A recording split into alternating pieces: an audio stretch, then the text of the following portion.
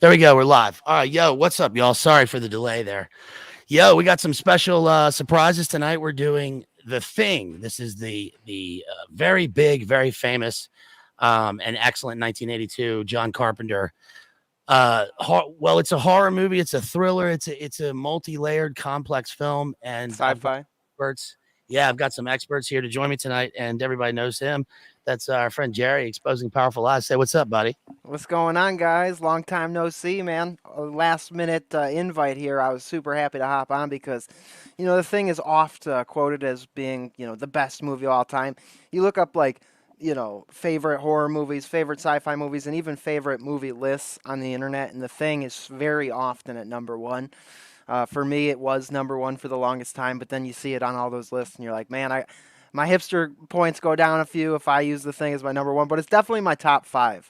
So I haven't seen it in about a year, but it's one of those movies I've seen a million times. And I have the original, The Thing from Another World on DVD. I've seen that a couple of times. Far less good. Did you see that one, Henley? What's up, That's Hesher? the Howard Hawks. Yo, Yeah. Yo, there's Hesher. What's up, buddy? Yeah, No, let me no, welcome Hesher in here because he's a special guest, and he's our VIP also for tonight. Listen, this was last minute, and I really needed some expert, contact and some help with analysis for this film. So, welcome, Hesher. hey man, good to be here. I dug my The Thing shirt out of the laundry hamper just so that I could wear it tonight. So repping for you here. Nice. Oh yeah, I texted Hesher kind of last minute, and I was like, "Look, man, you know the thing, right?" And then I followed that up with another text that added some context to it, and then I deleted it. I was like, I don't need to specify this film at all. I know he's gonna know it. Same with Jerry. Oh, yeah. So you've got the Thing T-shirt. Jerry Hesher, you guys know each other. Oh, yeah. Yeah, it's good to see you, man. Good to see you as well, brother. Yeah, so what I'd planned for the folks at home is to do, an analysis tonight of this John Carpenter movie. And I'm coming at it kind of in a weird way because there's so many analyses of this film out there. There's like, there's a ton of stuff about this movie. And this is one of those movies that I'd purposely avoided like my whole life. And I watched it. People might be surprised by this. Like I watched it for the first time really this week. I watched it 3 times this week. And it sort of confirmed on the one hand, like why I had avoided it, which I'll get into later. And then on the other hand, I was totally blown away by the film. And I see why it's in people's, top 10, top 20 list. So Hesher, give me your, what's your take just to sort of, to start us off, a general take on the film, about the film and your impressions of it. What's your take? Well, first off, I love that you're new to the movie. I think that really is going to add something to this because, like Jerry, I've seen it a lot of times, but they were mostly, you know, in the late 80s and early 90s and then like didn't go back to it for a long time and then maybe got excited about like They Live or, some Halloween thing or something else John Carpenter did and I'd go back and kind of rewatch my favorites and the thing was always in there and who doesn't love Kurt Russell too? I mean, he's the man. So like that one's always been one of my favorites. So I'll be interested to hear your kind of fresh take on it. For me, I'd say just contextually, the cool thing about the thing, one of the cool things about the thing is it came like I want to say 4 years, between 2 and 4 years after Aliens. Or no, Alien. Alien came out in 78, I think, and the thing came out in either 82 or something like that, maybe. Yeah. And I think Poltergeist came out right in that chunk too. So it was like those sort of flipped the script on horror movies and sci-fi movies, and like you said, sort of a multi-genre thing going on there. So to me, that's those 3 films are sort of like a trilogy of the late 70s and early 80s that really changed and a lot of people probably borrowed stuff from. I know all these films borrowed stuff from people before them, but I think they really did change the genre.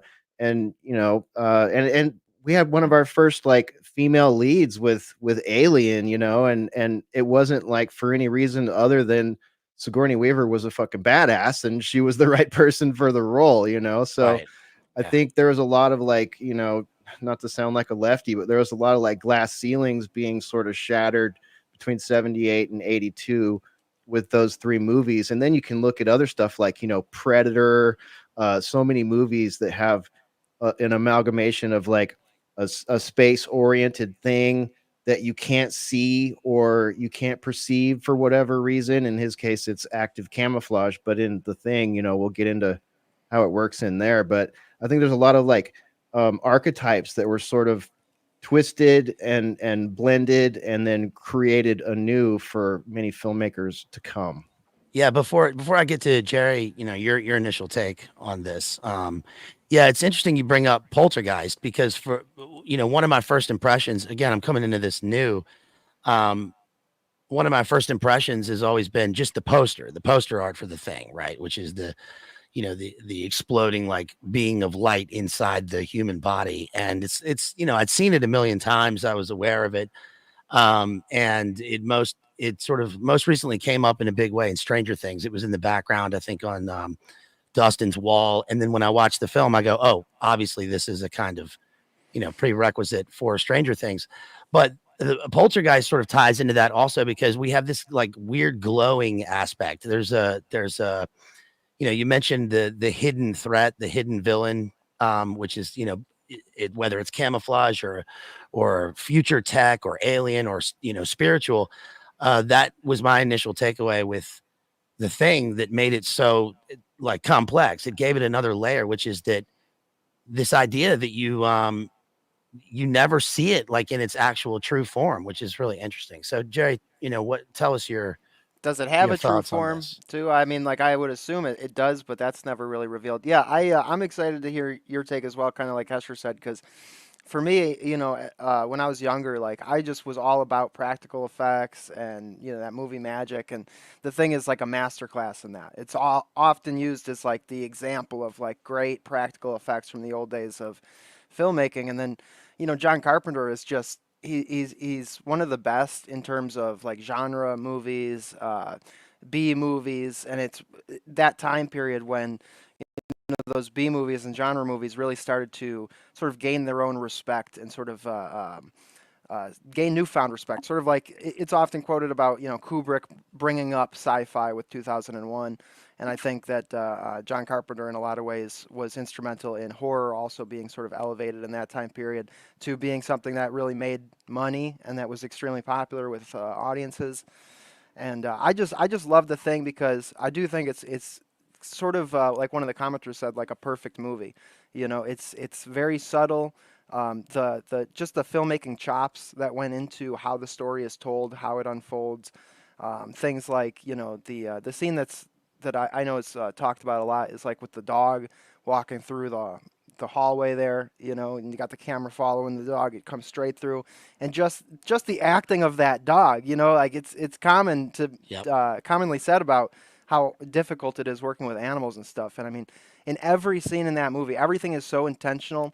Everything furthers the plot, and it really sucks you in. And then when obviously the thing comes out, I mean, it just doesn't get better than those effects, man. I mean, it's just so good. So for me, that's the number one thing with that movie is it's a great story, bottom line, and it's just fun as hell to watch because of the stuff going on, man.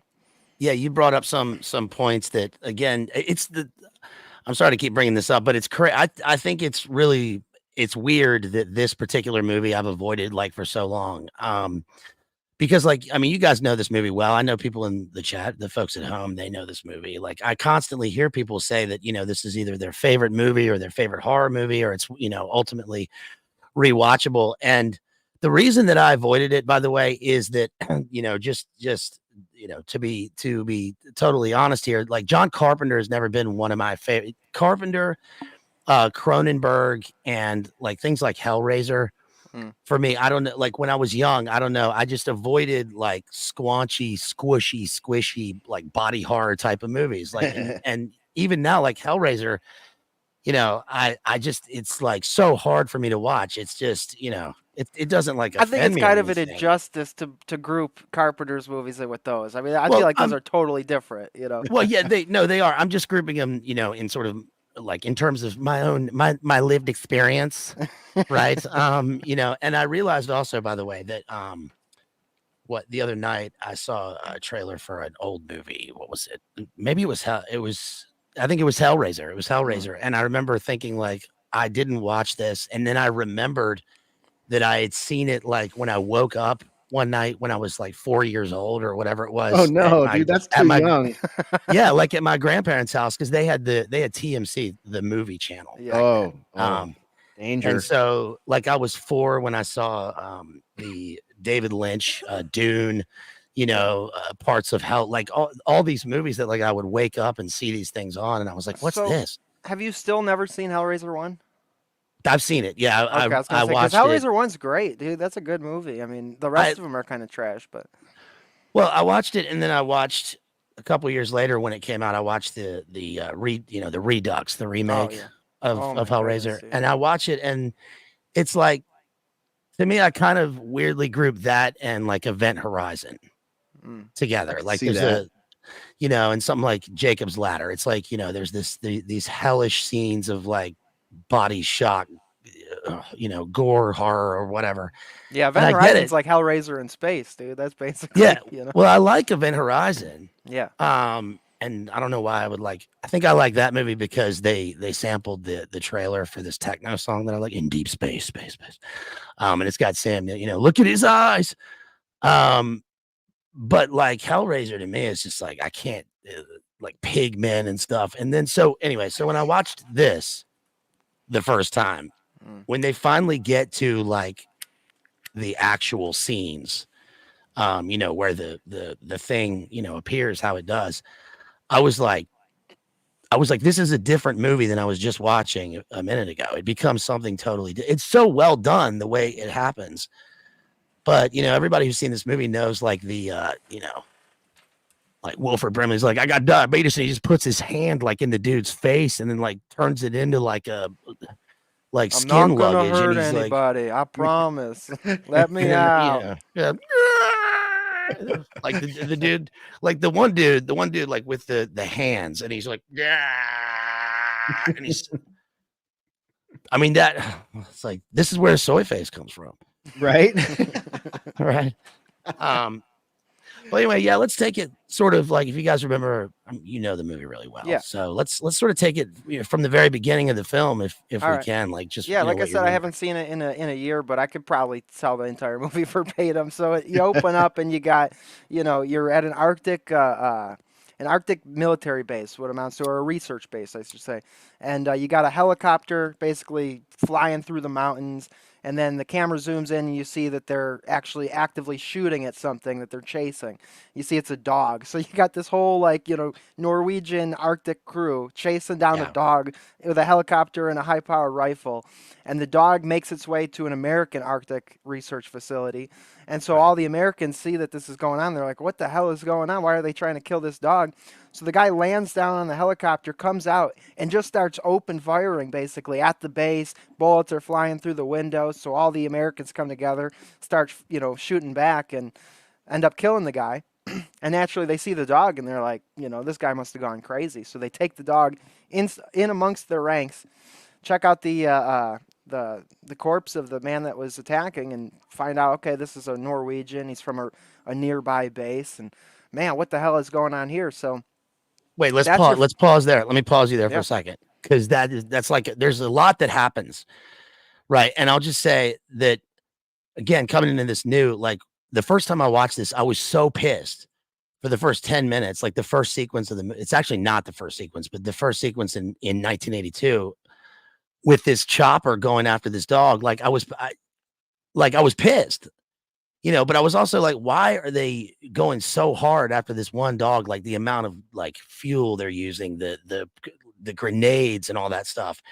And then so the second watch of this movie is like completely different than the first one, right? Hesher, do you remember how the movie, like the very first thing they show in the film before even all that? It's the dog, isn't it? I thought the first thing was the dog, but I mean, that was the first thing that grabbed me when I watched it recently. Well, there's an important sequence at the beginning, which you brought up, Predator, and it's the same thing. We see the stars, we see space. Oh, right.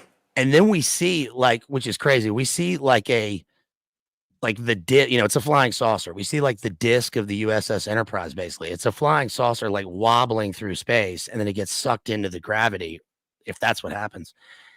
And then we see the globe. Then we see the credits, and then it says Antarctica 1982. So that told me that there was a passage of time. It didn't necessarily happen then. I think when they showed the back off of the planet too, the continents were not arranged in the way that they are now. Yeah. So yeah, I totally forgot about that because I was the same way when I watched it last time. I mean, it was just like, yeah, opening credits, whatever. And then why are they shooting at this dog? You know what I mean? Like, I know the answer, but it's just like, wow, I kind of forgot. Like, it opened with the dog. But you're right, because what ends up happening is this, you know, what they have uncovered in the Antarctic has been there for thousands of years. Right.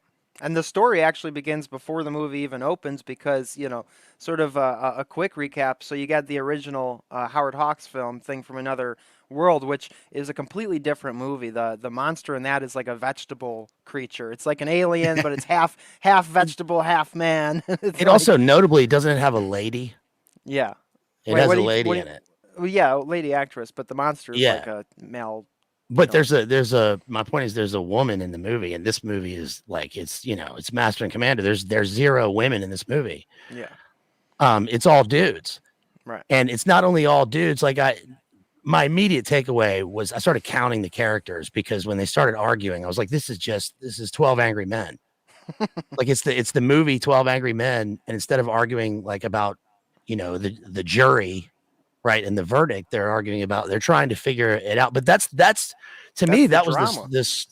was the drama. That was the strength of the movie, because it was done so well.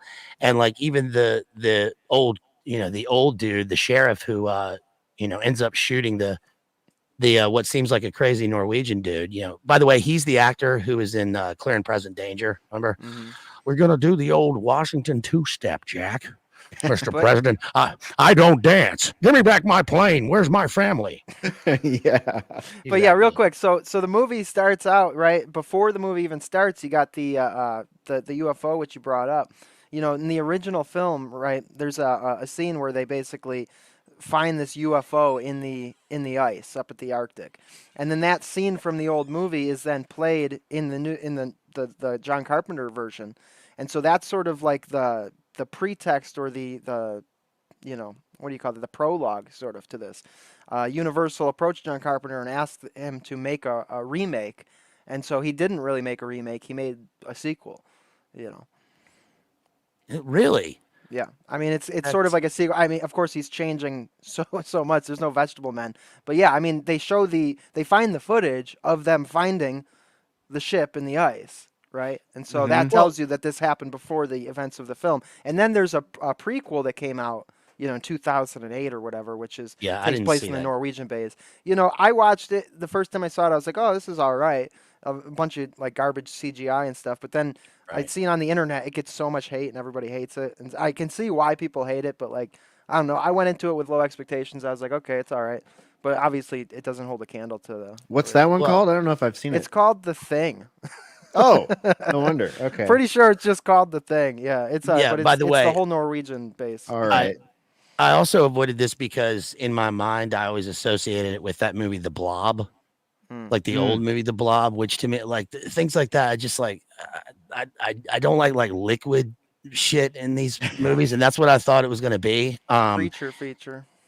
But when we get to the special effects of this movie, like they're so awesome. Yeah. Like they really are incredibly done. So, but like you were saying, the footage, right? Right. So that's sort of the events that take place, leading up. That's where this alien comes from. Is basically it lands on the Earth, freezes, and then gets uncovered by whomever at this point. But all we're left with is seeing this dog, which, like you said in the first viewing, you're like, why are they doing this? Second view, and you're like, kill that dog. You're also wondering why is the dog why is the dog out here? Where is it? Like where? Well, it's so smart. What is it? Like that's the perfect form that it could take, right? I mean, because of the reaction, like you said, about sympathy and not wanting to hurt it. Yeah. So it's the absolute perfect form it could take. So once it gets welcomed into their ranks, basically, then you get a slice of life of what it's like at this base. You got an arcade room full of arcade cabinets and what do they call It's a pinball and stuff. prospectors camp. They're basically Yeah. like neo gold miners, right? Instead of the Arctic, it's the Antarctic, which brings up something I want to ask Hesher.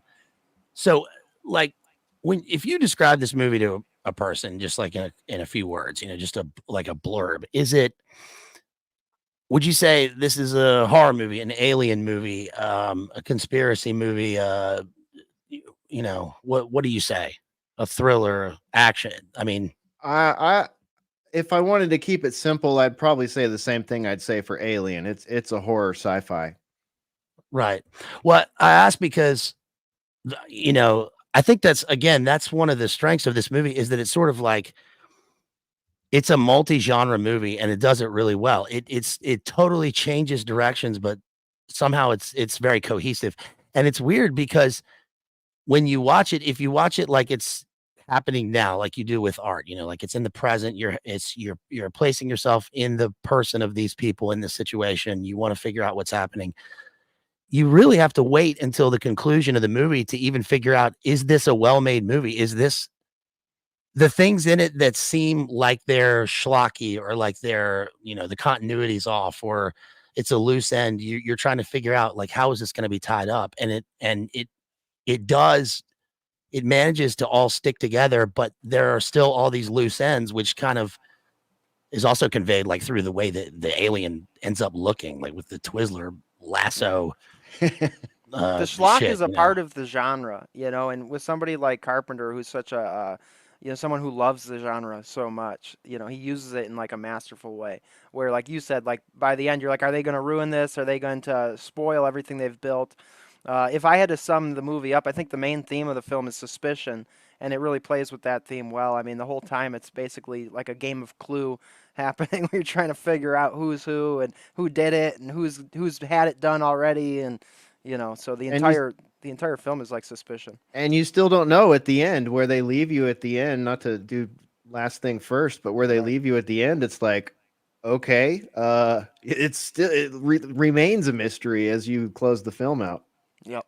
The suspicion thing you just brought up is pretty revelatory in terms of an analysis of this movie, because it's also in the context of the Cold War. So even though they mention only like one time, they say like, are we at war with Norway? Right. But we know just from the sort of unspoken context that people who know anything about Antarctica, like there's, all the Admiral Byrd stuff and the treaties and the, nuke bases and, the penguins. We got to protect the penguins, bro. Right. and they're doing science, they're doing their Gil Bates work there, but like there's not really any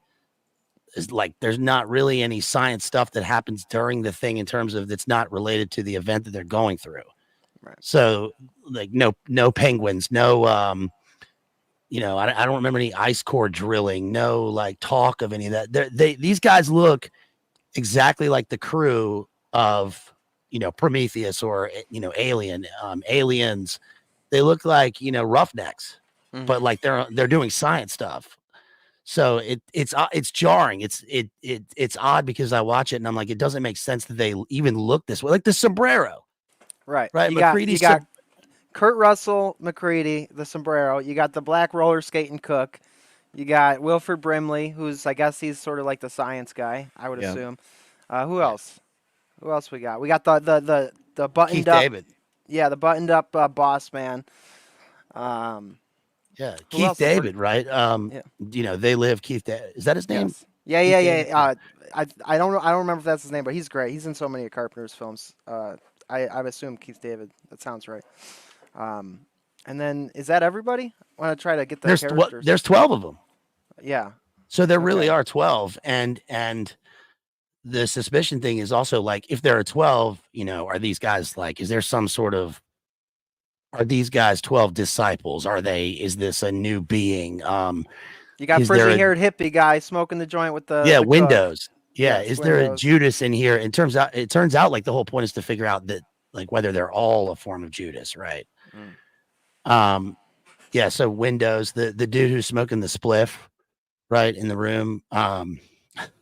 Keith David like, hand me that motherfucker. Watching the '80s Pilates video. Right. Yeah. Yeah. There's the Irish looking dude with the sweater. There's the old sheriff guy. I mean, there's a number of actors, and Kurt Russell's in here because he's he's the alpha in the group. He's the star power, the top build, and they're all like really just character actors. You've seen these guys in a million other movies. Yeah. But and they're the introduction we get to McCready after like the shooting scene, right? So after they kill the Norwegian, you see the dog, basically be welcomed in, and they have a whole dog team. They have like a whole set of dogs, but before they put the new dog with the rest of them, you get these shots of the dog just like, he's in the living space of everybody, and he's just so out of place. He's very clearly not acting like a dog, and like that's what I was trying to get at with earlier with the dog walking down the hallways. The whole time that they shoot the thing dog it's just so well done, because I couldn't really point out any one thing that makes it so, but I mean they just capture that, like, this thing's out of place. This thing's not right. So Hesher, when you watch this, do you like watch it and try and figure out just from the beginning, on a rewatch, like how does this thing spread? Who has it? Who has it first? How does it get here? Yeah. Because the dog, going after the dog so hard on the rewatch, you're like, well, obviously the thing has come from the Norwegian camp, so they're trying to kill the dog because the dog has it. So then the dog runs up, and I'm like, who's the first person the dog goes to? It's the bald little nugget looking guy. Kisses him in the face. I think he's the first one. He's not the first one to change, but he's one of them. Yeah. There's entire debates over the timeline of the film. Yeah, but the dog is obviously patient zero, right? Yes, the dog is. Yeah, the dog definitely is. But I mean, they also had the corpse of the Norwegian guy, and we don't know if the Norwegian guy already had it. And it's also hard to tell like how long it takes to like gestate or come to control the person that it's taking over. There's like this body snatcher factor there. So it's not like a germ, though. That's one thing. It's not like a germ. You don't catch it. It literally kills you, absorbs you. Yeah. It's the thing. If the thing is present, that person's gone. It's a mimic. Right. So basically, the Norwegian, we can assume, isn't, because he was shooting he was trying to kill it, right? And so that it's trying to stop it. That Norwegian was basically the final man. He was the lone survivor of the Norway camp. So and he's the one that knows, like, if I don't kill this dog, you could spread and destroy the whole world. Like, it could take over the planet. Like, that seems to be the sort of Lovecraftian realization that the mental horror that comes into the people that haven't been absorbed and killed by the thing so far, is they know that, like, if this somehow leaves the Antarctic, it's only a matter of time before there's no people left, because it just, it gets everything. So yeah, they even say like how long it would take. I forget exactly, but they say it was some like 3 days. Yeah, the whole world's fucked in 3 days. Faster than the Covey. Yeah. It was. I worked it out. I think it was within 3 years, because they had it within a number of hours. It was whatever, the math was. It was like 27,000 hours or whatever it was. And it was Mr. Dibeetus who figured it out, right? And speaking of which, like, his freak out, his like manic episode when I'm watching it at first, I was like, dude, why is this dude like afraid in the corner? Why doesn't he defend himself? Why didn't and why is he shooting at the other guys? And then you rewatch it and you listen to his dialogue. He's like, I gotta kill all y'all. Yeah, because you can't really hear it when he's like axing up all the radio shit, but you realize he's doing that because he knows that they're all doomed. Yeah. And that no one's, and that's one of the weird things about the movie is that you don't realize that when you first watch it, but then you realize like that they're not getting out. They have he's right. That they have to stay there. There's no hope for them. And the only hope is to like, try and kill this thing. And then in the end, I'm sort of giving it away here, but that's okay. It's a deep dive analysis. In the end, there's no real resolution. And in fact, the end of the movie is kind of the beginning of the movie, and nothing's really changed. And in fact, it hasn't really changed even for the aliens. Like if they are aliens and they don't know it, which is one of the questions, then it's still the same situation for them because that's what the aliens were doing, hibernating in the ice. Well, the thing Right. is I think they said basically if it can't survive, it survived in the ice because it was in its ship, and the ship was frozen in the ground. And so basically, I think the assumption is that it could survive within the ship. It was, maybe climate controlled in there, but it couldn't get out. But on its own, it would freeze to death. I think they even say like, okay, it needs us to get off of this base. It needs us because we got the vehicles, or we have the body to build the ship like it tries to do, build a little life raft, so to speak. Yeah. And so at the end, they sort of are like, okay, we're all screwed, whether you're human or whether you're the thing. Like, we're all dying. The aliens dying, we're dying, and so maybe it would hibernate in the ice. But I think the assumption is that it's dead. Well, so okay, when they get to the Norwegian camp and they see like the rectangle, where they've dug in the Mhm. ice, and then they see they've The they've like rectangle lifted is it the out. body. The rectangle is the So body. so it was the body, but it to me when I looked at it, I was like, this is like a form of sarcophagus for it, right? Yeah, It's like this is that's like true. the That's true natural because like it did crawl pod that out. this thing was, it was in deep freeze or whatever they go Yeah, I into. forgot about that. Yeah, it crawls out. It crawled out and then froze.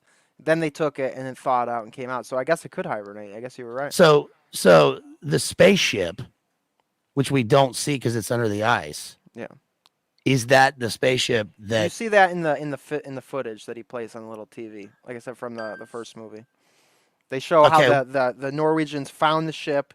And then near the ship is where they found the body. They excavated the body. They cut that little block of ice out, brought that to their base, and then it comes out, which you see in the 2008 film. It straight up just shoots out the ice.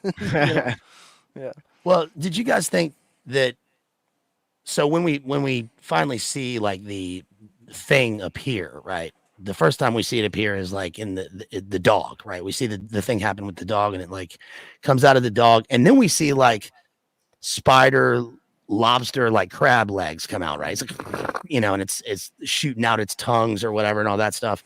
Um, and we constantly see it like change sort of forms, and every time we see it in a new thing, but it's got a dog part, it's got a human part, and they even kind of explain that in the movie.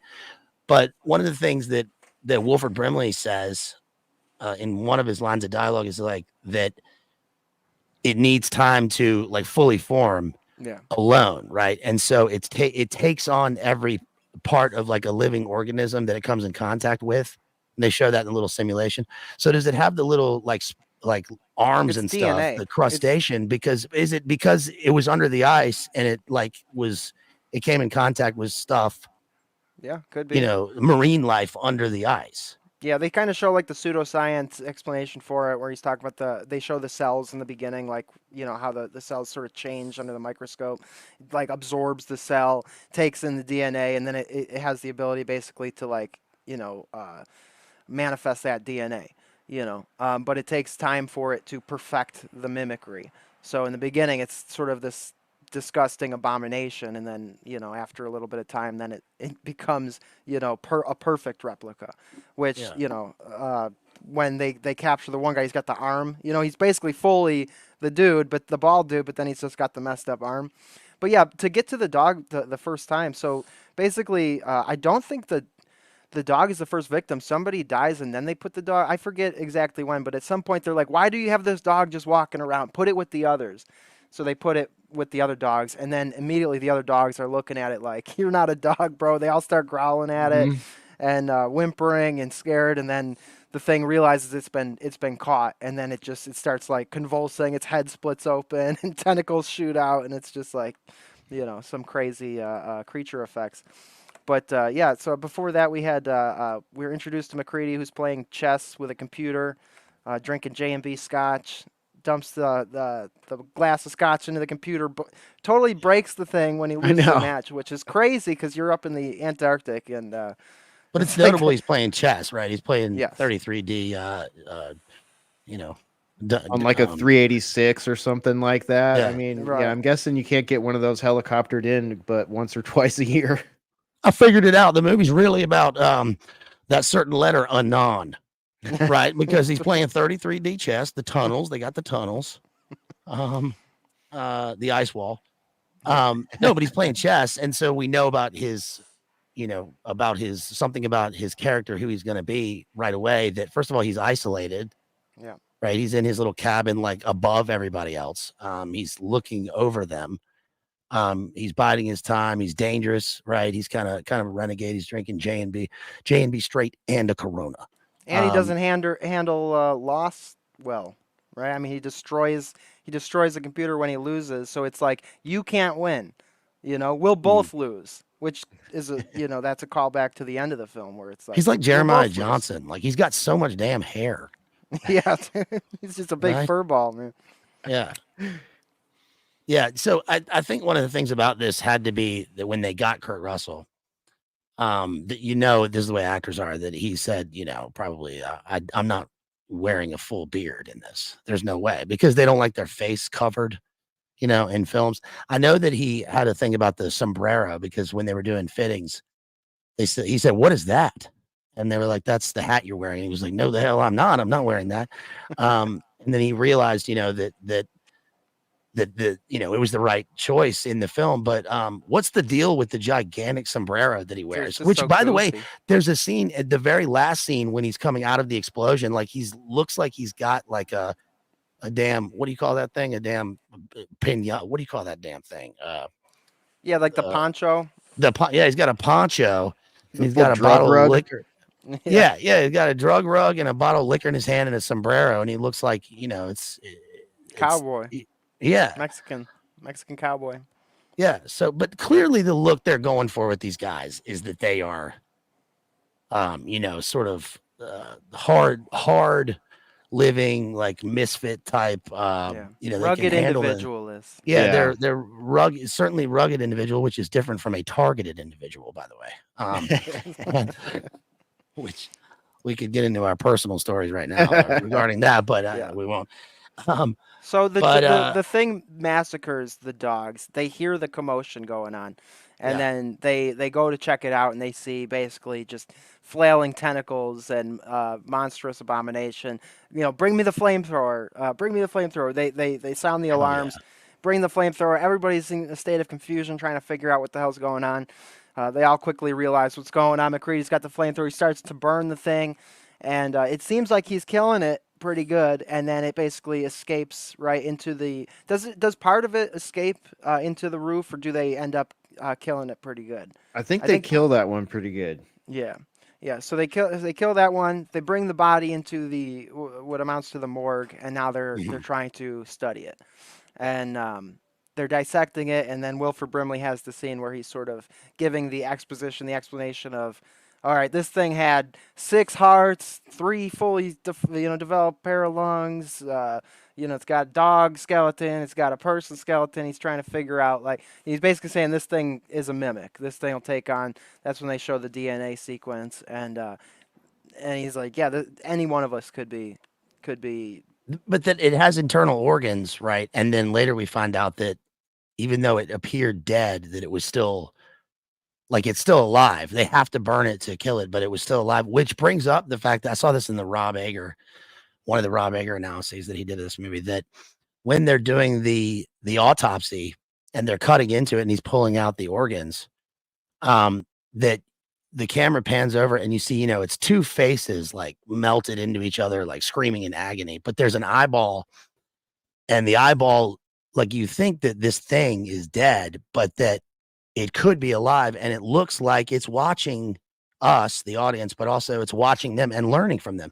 Just like when the dog, when the dog goes inside before it goes into the kennel, like you were saying, that there's a great scene where we're looking down the hallway and we see a door, and then the door kind of opens and the dog like peeks out of the door and then walks. It's great dog acting, but the angle like changes, like we are a thing watching and learning, and then it goes into a room and we see a silhouette of someone in there, and it goes into the room, which leads me to believe It's killing him. that Yeah. it's going in there and it's taking that guy, which ends up, I think, being the guy. First victim.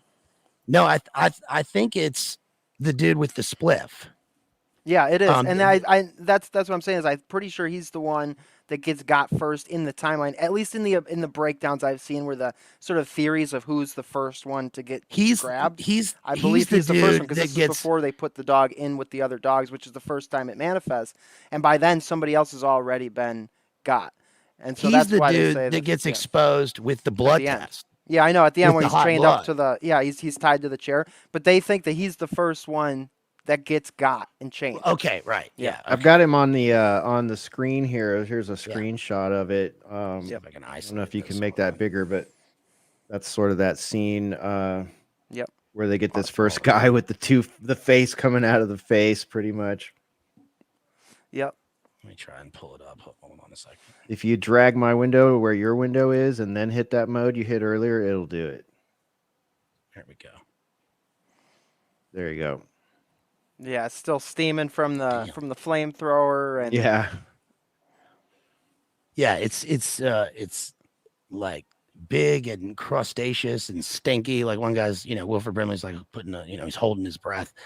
It's steaming, which also it's like, dude, these guys take zero precautions doing the autopsy, but it also makes sense because in the haste of the narrative, they have to figure out what this thing is because they have to figure out why the helicopter was there, why were they shooting, what happened to the base, why when they got to the Norwegian base, the Norge base, you say Norge on the side, they get there and the dude's frozen and he's slit his wrists and he's like tried to cut his own head off, right? And you know that he did it himself because he's like it's literally frozen. And the blood is just like frozen coming out of his throat. You got an axe in the wall. You got a pile of bodies basically burned to a crisp, which you can assume is the thing. It's one of the things, basically they caught one of them, burned it to death. And so just when they get to the Norwegian base to investigate further, they just find total carnage and no survivors. You guys ever known any Norwegians? No. Yeah. I've met like 3 Norwegians in my life. This is not against Norwegians. But every time I've met a Norwegian, like in the wild, there was, I shouldn't say this, but the first time I ever met a Norwegian, I was in Switzerland, like on a boat. I met this dude, I was backpacking, and this guy had like a full schizophrenic breakdown on the boat, and like was banging silverware and throwing it at the like the waitresses, and I had to like jump off the boat at the next stop. But that's not against Norwegians are great. We love our Norwegians. We love them. But even in this movie, the guy's like manic, with his weird glasses, by the way. Remember his glasses, the little slits in his sunglasses? Like, how do you see? And also the pilot of the helicopter, the poor guy. We don't know his story. He gets blowed up. Yeah. But so the autopsy happens, they go, they investigate. Do they bring anything back from the Norwegian base? I feel like they brought back a corpse. Did they do that? I forget. I don't think so. I think they skedaddled out of that base, if I recall. They brought back the intel, like the papers, because they argued about, I can't read these, they're in Norwegian, but they brought them back anyway. Right. So then so when they come back, then what comes next? Is that when Wilford has his freak out? Well, I think so. Wait, they bring back that's where they get the body, isn't it? They bring back the alien body. Well, the body in the autopsy is the flamethrower victim in their base, in the dog kennel, right? Okay. Yeah, but and again, forgive me, anybody watching this who's seen this movie more recently. I've seen it a million times, but I haven't watched it in about a year, so I'm going off of memory.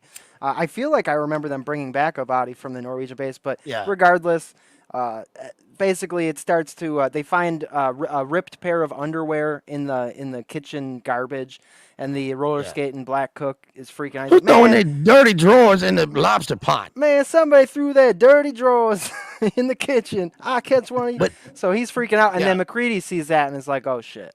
Like, it's an important element because you wonder, like, what this is. They don't just throw this in. So what does it mean? What's it going to mean for the future? Whose clothes are they? That's the thing. Is the name? You think they're McCready's? Yeah, the I name kind of tag. thought they were McCready's because, like, when we first saw him, he was wearing like a gray sweatshirt, Mm-hmm. and then later we learned that the thing can't like take clothes off; it has to escape like through the clothes, Well, right? I assumed it So, just meant that it killed whoever was wearing them. They're ripped and bloodied because it got ripped apart. It doesn't actually need their body. It just rips you to shreds, bites you in half, eviscerates you, eats you, and then just takes on your form completely. but that's the whole point of the suspicion, right? Is that they start to think that someone there is a mimic. They're not a real Right. person Because because they the find the thing, bloody ripped clothes and yeah, the they name think tag that is the off. predator in this one is not like in Predator, right? It's not like an overt, it's not using them as prey like in the most dangerous game. This thing's hiding until it's threatened in some way, and then it reveals itself. And when Yeah, it it doesn't reveals want to reveal itself, itself. Right. right, which is like, I mean, Hesher, I think that's the most, like, that's one of the big horror elements in this. That's the most sinister thing in this, that it wants to hide. What do you think about that? Yeah, the paranoia that breeds is what drives the whole story, I think, it's like because it's a matter of how long it can hide, and maybe some hide longer than others in the film. Like, it's very difficult to tell. But once they all realize, oh, any of you could be this thing, and all of you think I might be this thing, there's this like fight or flight sort of push and pull that happens with all the characters throughout the rest of the movie, all the way to the end. So that air of paranoia that everybody has is just fantastic. The way that Carpenter was able to do that, because they know that ultimately what they're seeing, when people turn into things like this, there's some really like unfathomable horrors that these guys witness, with and they're done so excellently with the practical effects. It's like Really well done. it's difficult for them to even imagine, like, they would rather die than turn into one of these, and they would rather kill everybody there than be turned into one of these, so that kind of leads to how you got people trying to chop their own heads off and Well, yeah, and it stuff like begs the that. question, like, when this thing takes you over, right? Is the person absorbed into it in some way, so that No, it's when we mimicked. see the multiple faces of like, there are multiple faces melting and shit, and Mm-hmm. it looks on the surface like the person in there is like dying in hell, like in total agony. Yeah. And Wilfred Brimley's got a line about, he says something about hell. He says like this thing wants to like live in hell or something like that. He brings it up when he's smashing up the radio room. But for me watching it, it kind of took on like a weird, there's some sort of weird spiritual element. There has to be, because it's, Yeah. it fell from the sky. I know we saw the spaceship, but it fell from the sky. It's, deep in the ice. It's in a sort of a Dantean ninth circle hellish ice core. Yeah. And it's the poster art, which, by the way, I'll just say this. Also, the poster art is weird because it doesn't really reflect much in the movie, Right. It right? kind of comes off like a slasher, almost like he has a Yeah. big, like, Yeah. towering bad guy. Yeah, like a being of light, as is like scanners or something. Mm. Or like it's the same poster. It's got to be the same artist as Michael Mann's The Keep. It's the Yeah. same sort of thing happens with, like, archons or whatever. But anyway, So the way the ripped undies is sort of concluded is it actually tries to frame McCready because it steals some of McCready's clothes and then basically plants it somewhere so that people are going, oh, you're missing, the underwear or whatever. They find it somewhere and they end up thinking that the clothes are from McCready. And I believe at that point he basically takes the gun and is like, I'm in charge. I'll kill anybody who tries to fuck with me. I know I'm not the thing. And it just starts to devolve. And then at that point is when Wilfred starts breaking everything. And that's kind of the perfect moment for that, because as things are starting to devolve and as people are starting to doubt and suspect each other, that's Wilfred on his own is realizing this by himself, like, oh, this is about to devolve into chaos. We need to cut out all escape means. So he sabotages the, what do they call the snowcat? He Yeah. sabotages the snowcat, destroys all of their radio equipment, and then destroys all of his science equipment. And basically starts to go crazy, starts to take the axe and swing it at people. They come in with the table, using the table as a shield, basically. They overpower him, and then they lock him up in the shed, in the tool shed out back. And Yeah, they mainline him with morphine. they shoot him up with morphine. They give him like an eighth of a bottle of scotch, like Shoot, the the fella tiniest could have little bit. a pretty good time in Vegas with all this stuff. They got morphine down there. They got pool. They got space invaders. They got axes, blowtorches. They got that's the difference, by the way, between the American base and the Norwegian science base. The Norwegian base has a helo and a rifle. The American base has blowtorches, grenades, Boko Shotguns. Haram vests, shotties, sombreros, 6-shooters, joints.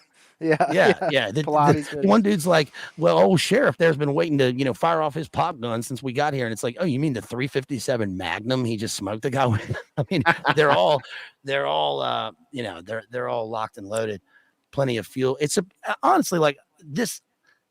The thing I really liked about this film is I love movies where people are in like disaster survival situations, especially like in remote places, because when you're a dude, I think, and you watch this movie, you watch it and you go, okay, what would I do if I were in this situation? Right. And by the way, a couple of things that are not in the film, they never talk about their lives like before or after their being there, their duty there. The guy's been trying to reach people for 2 weeks on the radio, can't reach anyone, that's also odd. That's weird. Why can't, like, how are they totally cut off for 2 weeks from anybody else outside the station? That doesn't, what's the deal with that? What do you think about that? I honestly don't know what to make of that, man. I mean, is that standard? None of us know what is standard in Antarctica because none of us are allowed to go there because, you mentioned Admiral Byrd earlier. So, we actually had a really interesting episode of Boiler Room one time. We had our friend Ward Deadpool come on, and he took us on a visual journey on Google Earth to, I forget if it was I think it was the Antarctic, but it was like, you can get pretty high fidelity on those things sometimes. Like you can go inside of buildings and stuff. And he took us inside this research building, all, just open source on Google Earth. And I remember it was so bizarre, man. I remember the whole thing. Like, so as far as like comms in 1982 or, I mean, the movie came out in 82, I think. Yeah, it did. So, I honestly don't know what to make of that. I wish I was more of a ham radio expert and I could tell you, if a storm would interrupt that or, what the deal is there. You'd think they would have good communications set up because it's such a dangerous environment. I mean, you have to have a pilot there. You have to have a doctor there. Like a lot of those guys weren't there for science purposes. They were there as like logistics and life support for the, couple of sciencey people that were there, or they were at least specialists in flying helicopters or fixing stuff or whatever. We got a mechanic as a TAC 1 Mac VSOG 33 level expert in the fictitious military, I would say that the fact they're in Antarctica and they've got the clear skies and all that is, it seems like the communications would be number one necessary for any of the bases there. Like they would be locked in. 2, they're all set up by the military of the various countries within the treaty or whatever. 3, the reason I asked it is because it also seems to bring in an element, if you're really very conspiracy minded, of what is this whole thing? Is this whole thing some sort of is it an experiment? Are they being experimented on? Is it a psyop? Is it a, what is this thing that's happening? It takes out the Norwegian base and then them. Is there something that we don't see? Because there's so much in the movie that the whole movie is about things that we can't see, right? And there's not really a resolution. Are they doing science work for like a private institution? They never mention it. They never talk about their lives, what they're going to do afterwards. They're not wearing uniforms, and I know that's sort of normal. I actually know a guy. My sister, one of her friends, is a guy who spends half of every year, for 6 months every year, he goes to McMurdo, and he his job is like fixing the instruments like all the like instrumentation, you know, the data collection like in the base. So he lives in McMurdo. But McMurdo Station, which is like the most famous American one, is the like prime scientific base. But you can watch the film. Remember Melissa and Aaron had that film about Antarctica where they like you can see all the footage on YouTube of like them, you know, like build, you know, bringing nukes and they're landing B-52s on the ice and stuff. And then now, Well, of what course, they they don't want deny you to that. know about Antarctica is that the head of the Illuminati is the penguins up there, dude. That's why they don't want you to go. It's Jar Jar Binks. Yeah. Hey, Bazed, you might want to reset the viewer here, and you also might want to put Abbott's comment up on there. He seems to know a little bit about ham radio stuff. I'll go ahead and read it. He said, a storm would interrupt it. Atmosphere is a huge part of radio signals. This is why they travel down the coast a long way when the weather is just right, like getting Mexican radio in Los Angeles. There you go. Hey, thanks for the comment, Abbott. Hey, folks at home, sorry, I'm totally boomer teching it here because, like, I'm so afraid of hitting one button wrong and shutting down the entire stream while I do That's this. how I got my mouse here. It's got this one button on the side, and if I press it, it's basically back, so it'll take me right out of the stream. And like, Oh, it's no. so easy to click because it's right where my thumb goes. I've done that on air a million times.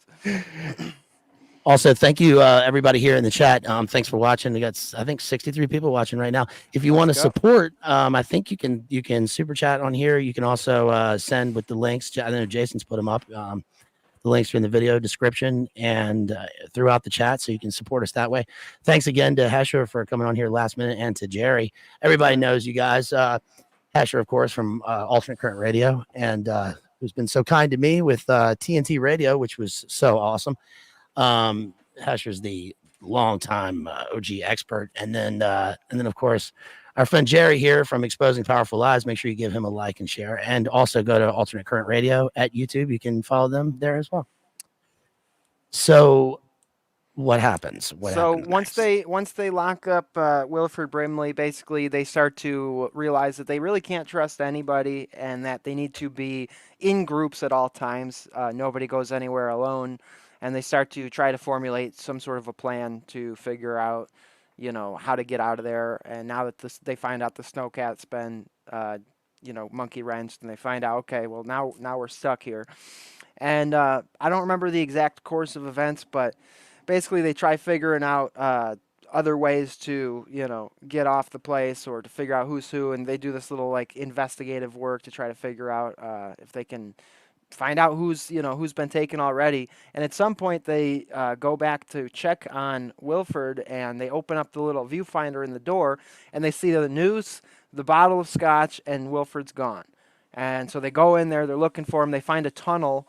They started to dig a tunnel, and my goodness, over the course of a couple of hours, the guys, you know, managed to build this 15-foot tunnel in the Crazy ice. tunnel, dude. Yeah, like a freaking tunnel that would take them probably weeks just to make the tunnel alone, and then inside the tunnel, a freaking spaceship that's already halfway complete.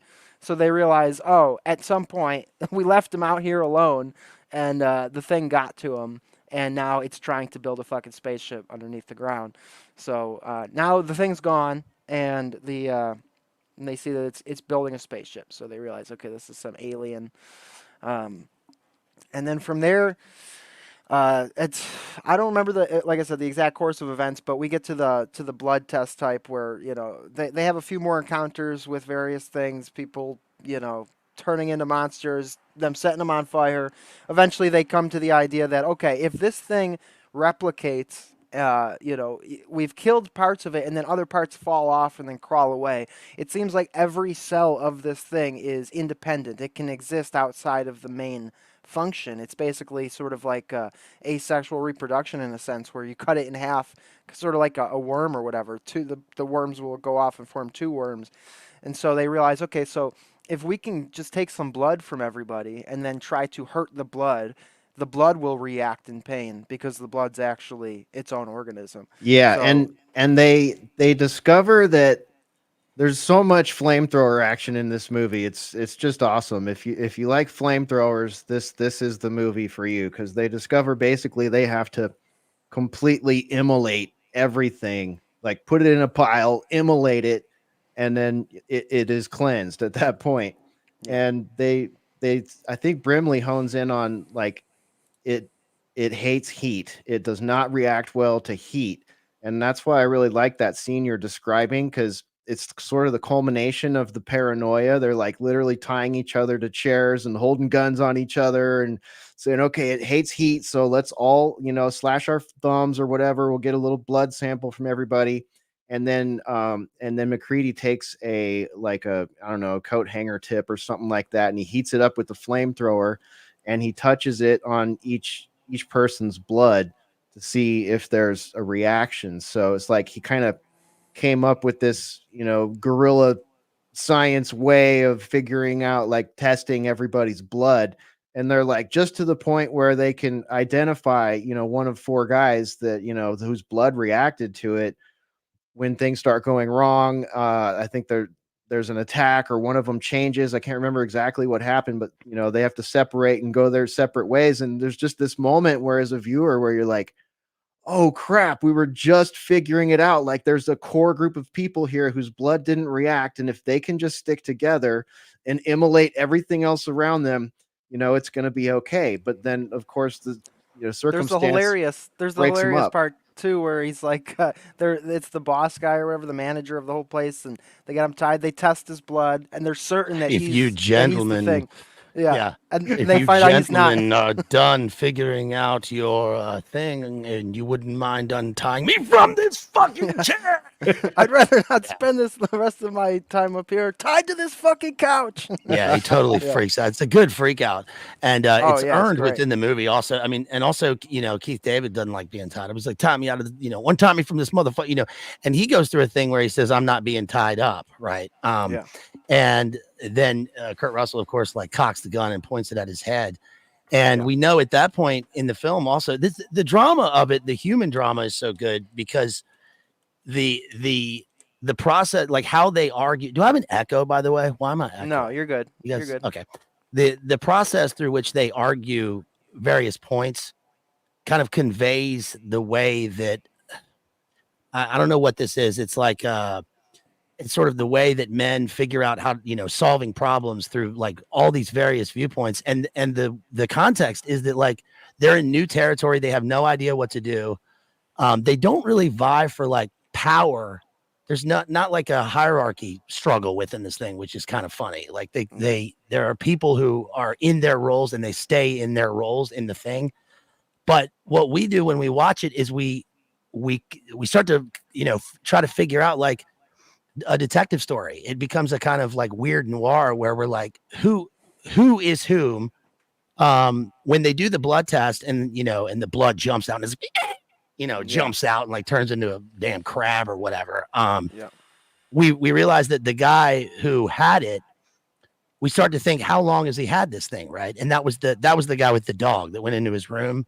Yep. And then on a rewatch, when I was, the scenes before that, the scene where the guy, there's another one of their guys who has just died, right? And then they're like doing the autopsy and they all gather together in this room.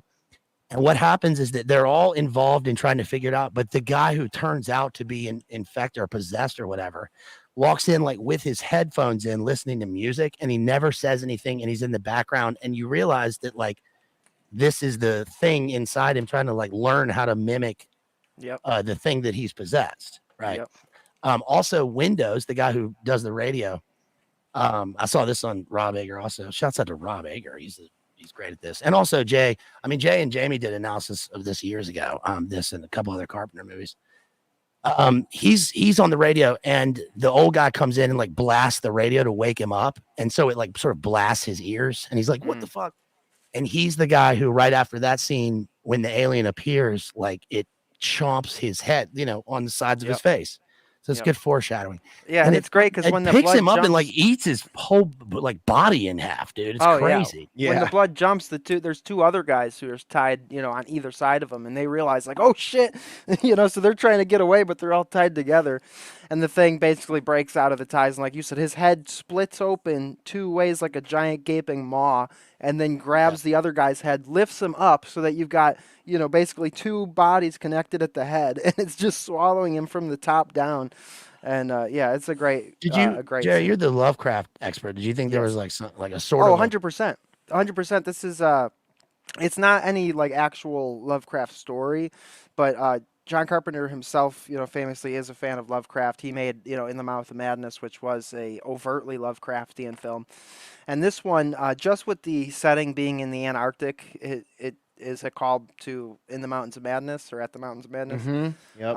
And so basically in that story, you've got this Arctic mountain where a sort of what do they call that, eldritch horror, from the space resides with, deep within the ice. And so in that sense, he's sort of creating his own Lovecraftian Arctic story. So Yeah. there's no like schlocky, Cthulhu written on the wall somewhere, in the back. It's just sort of the setting and the concept of the alien in the ice.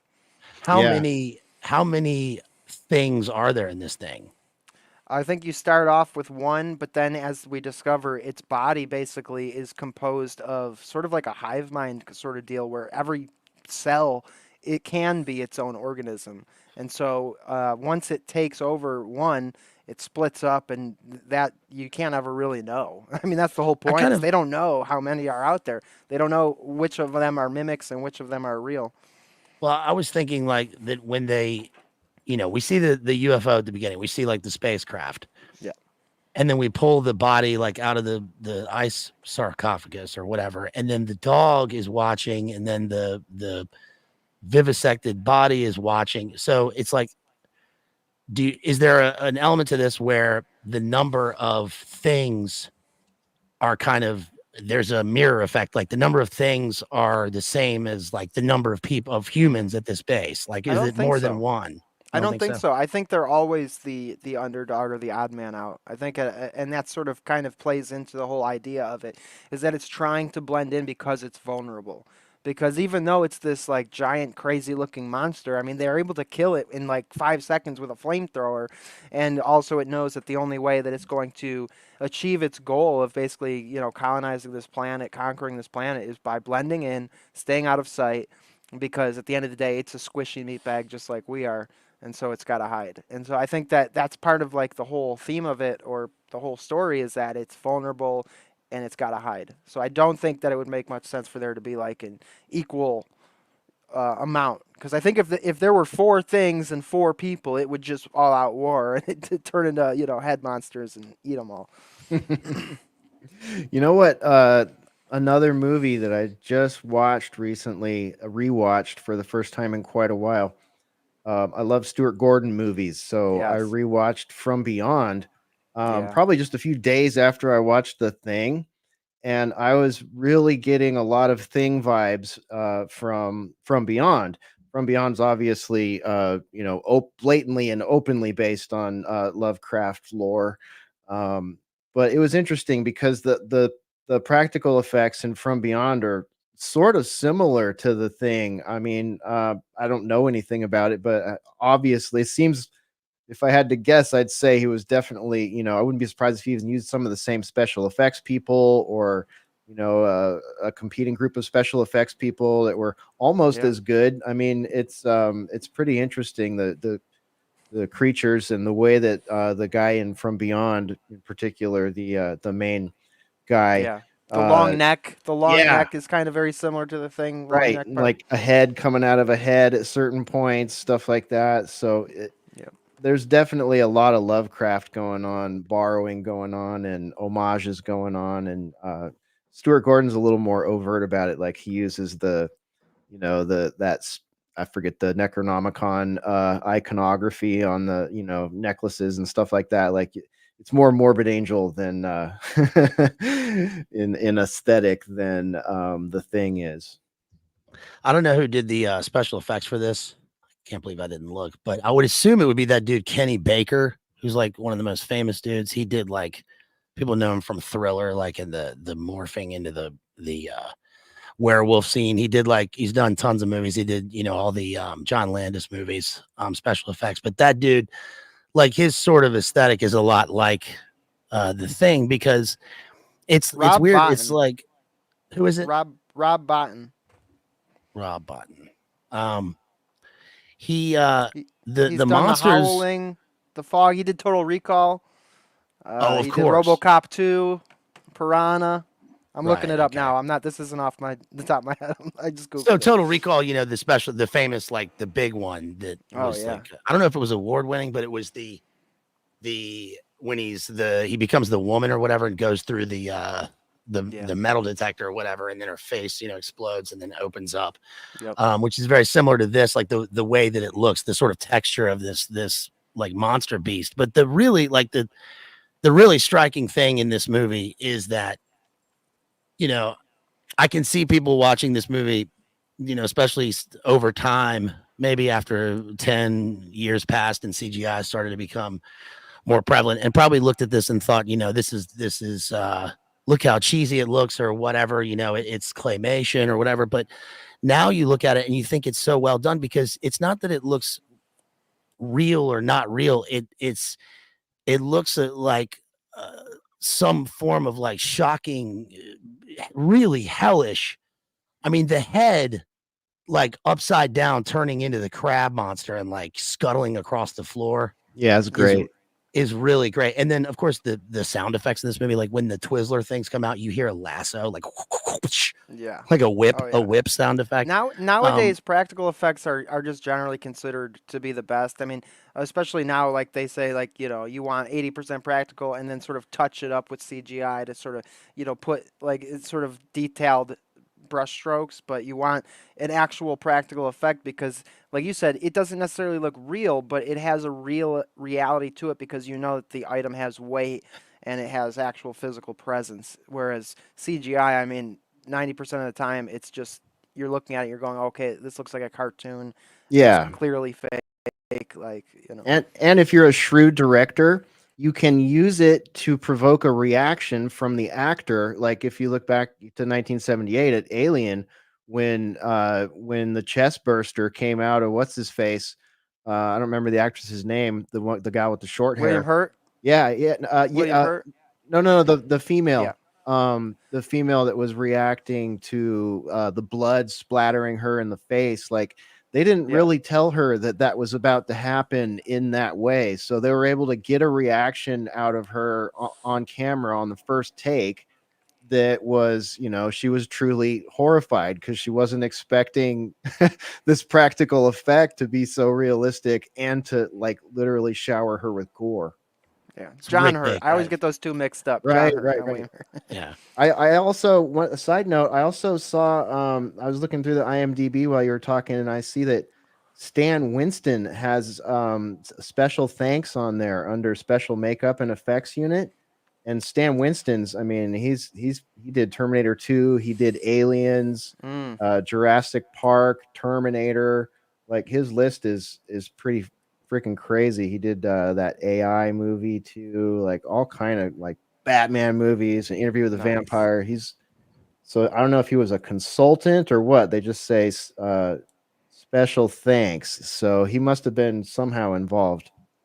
That dude was on Pawn Stars one time. He probably provided some of the props that they built the stuff. Oh, that'd with. be cool. Yeah, you see him with his props right there, building No, I'm dinosaurs. gonna have to dip out a little bit. I gotta go get my brother, but thank you so much for having me on, brother. Hey, love you, man. Thanks for being here. Appreciate your Absolutely. expertise. Love Take the it easy, movie. Jerry. Yeah, good Peace. talking with you as well. And Yeah, man. you guys can find me on Expose the Powerful Lies over on YouTube. Peace, dog. Peace. Okay, there we go.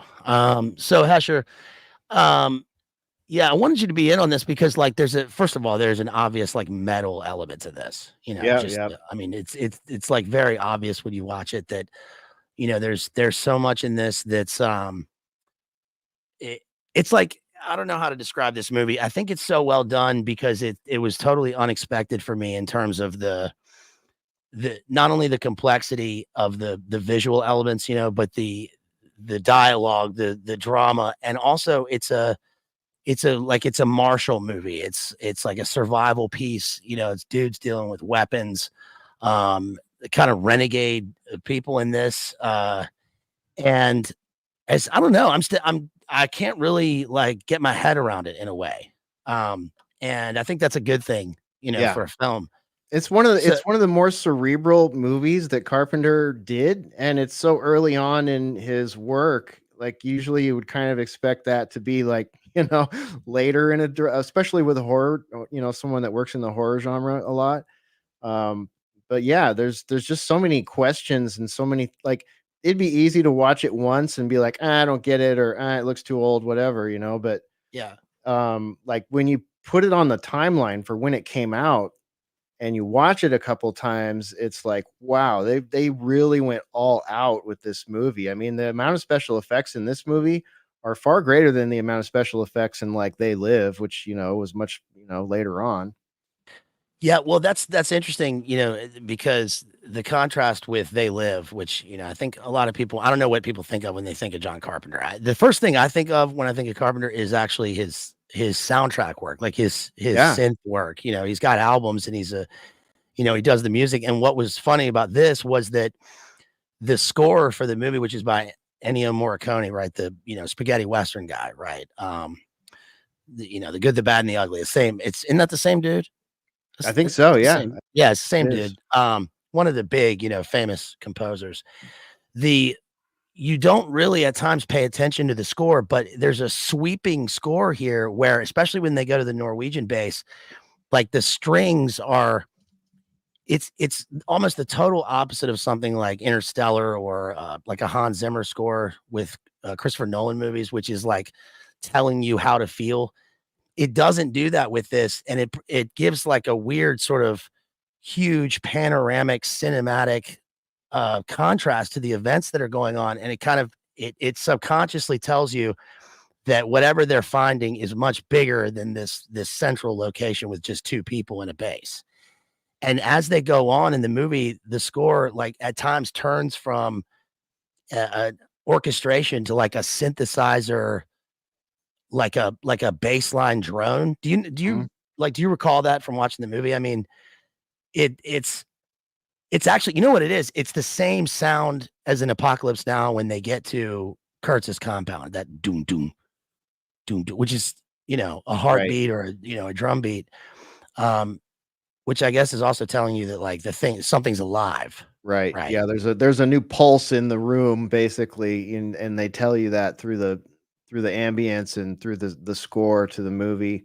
Yeah, it's Yeah. it's really interesting. And because some of Carpenter's other movies, like him and his son did a lot of the music, if not all of it, or worked with other people. Like actually, if anybody likes John Carpenter's scores and stuff, I would highly recommend that you get yourself a copy or whatever you kids are doing these days. Put on your Spotify. John Carpenter's Lost Themes, volumes 1 through 4. I used to open Boiler Room with the score, the main score to Hellraiser 2 for years. That was the intro to the Boiler Room. It had a bunch of other custom jobbies leading into it, but that was sort of the intro music, and I loved that. I would still be doing it if I wasn't more careful about copyright stuff, but I am these days because that's burned me in the past. But um, that score is really good also. But John Carpenter's Lost Themes, there's a number of like really cool, like if you like synthwave, vaporwave, retro, all the waves, and horror movie soundtracks, you'll probably dig it. There's a lot of stuff in there that's just, sort of ambient and whatever in the background, but then there's some that just drive, you know what I mean? Just really good songs in there. Like I think on volume 2, there's a track called Night. It's just badass. I used to play that one on Boiler Room a lot too. Well, the track in Escape from New York, like where they show Yeah. the gradient, like the grid is classic. And Yep. also with with again, like with something like Escape from New York, it's the type of movie where for me, I don't know why I'm sharing this, but it's the type of movie where like in every way I should love that movie. It should be one of my like top 20 films. Everything about it should be the case, but I don't know what it is. I just can't. It's like there's something that I can't get into with that film and with Escape from LA. And I don't know what it is. And I think that's my point is that this movie surprised me so much when I finally when I finally sat down and watched it. And what I think is really really strong about this is that it it begs for a rewatch, like multiple rewatch, Yeah. sort of sessions. And also that the film, bombed when it came out. It did not do well. It was panned by critics and they were totally wrong, which is, often the case. And you can see why it didn't do well when it came out, like because it's a space movie. Star Wars is still like, a heavy thing. There's so much like Star Wars influence and everything. Everything's compared to that. There's like the human drama element in it. It seems like it should be an adventure movie or something, but it's different than that. And you can also see why it did so well, like with, probably VHS, like absolutely, elevated this film, I'm sure. Yeah. It was big in the video rentals. I rented it a lot. It was also like it's all white and red. Like the whole movie, like there's sort of this like snowblind effect to a lot of it, and it's there on purpose. I mean, it you're embedded in the situation, but it's like you have a lot of red flares, a lot of there it is right there, red flashlights, purples, those kind of colors, and purples, by the way, are very Lovecraftian. If you look at the color Out of Space, one of my favorite modern Yeah. takes on Lovecraft with our boy Nick Cage in it. I mean, that whole film is like the way they use color in that movie really reminds me of some of these parts about The Thing.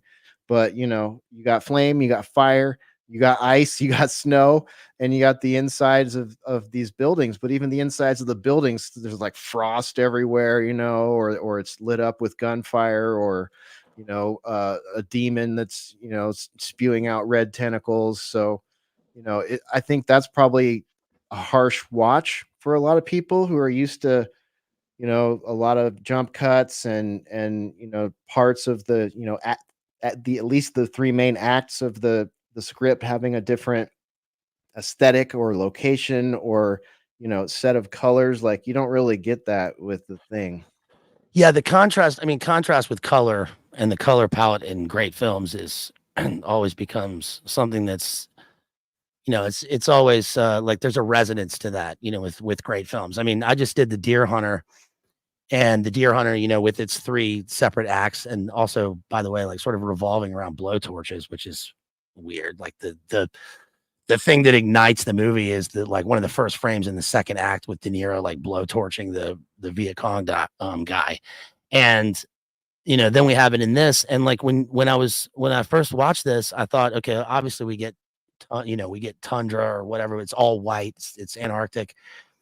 And then when we see the base, every science base I've ever seen, like in pictures of Antarctica, is it's always red or like a bright orange, right? Because it has to stand out against the whiteness, in a You got to be able to in land a a helicopter there.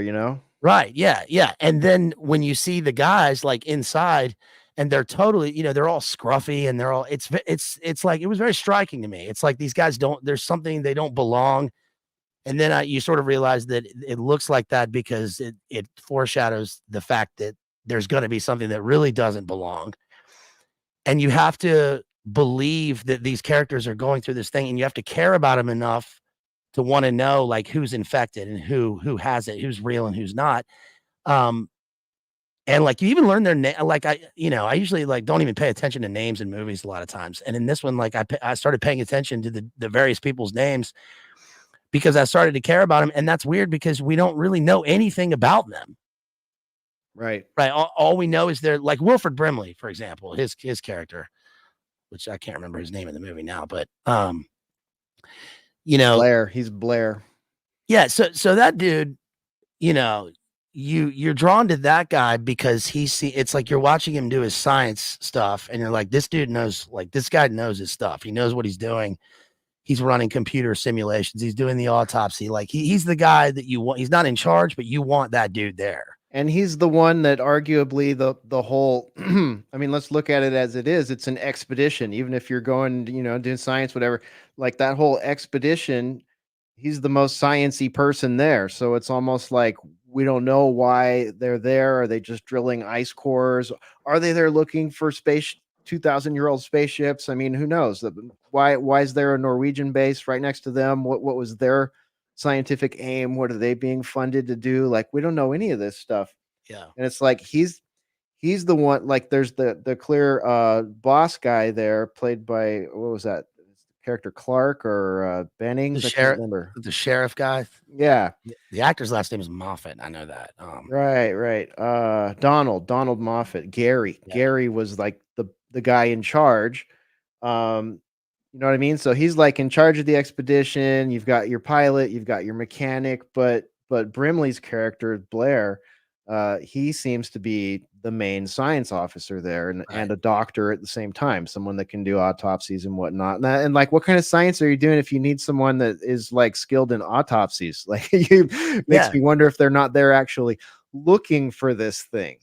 Right. And it's actually not even just him that, you know, is with the autopsy. Like, there's the other dude, and then there's another dude. There's multiple guys who, like, doing a full autopsy is just part of their, you know, that's part of their, like, their resume. Right. Like, there's another doctor, the guy played by Richard Dysart, Dr. Cooper. Yeah, the beta Brimley. Yeah, exactly. Right. He's the guy that is he the guy that gets swallowed up by the chest? I believe so. Yeah, which is horrible.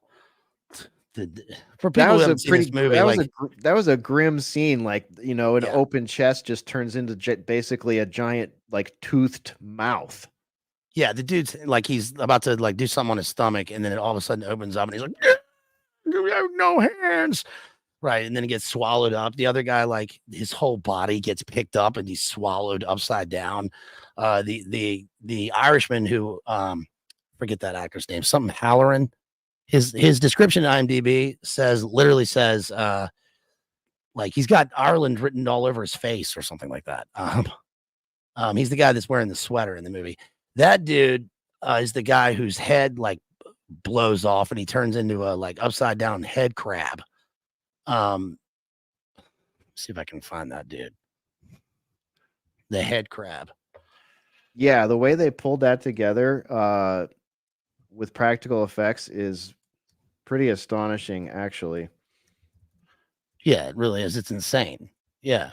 Here, throw mine on the screen for a second. I'll show the chest mouth. Hold on, let me stop this. And then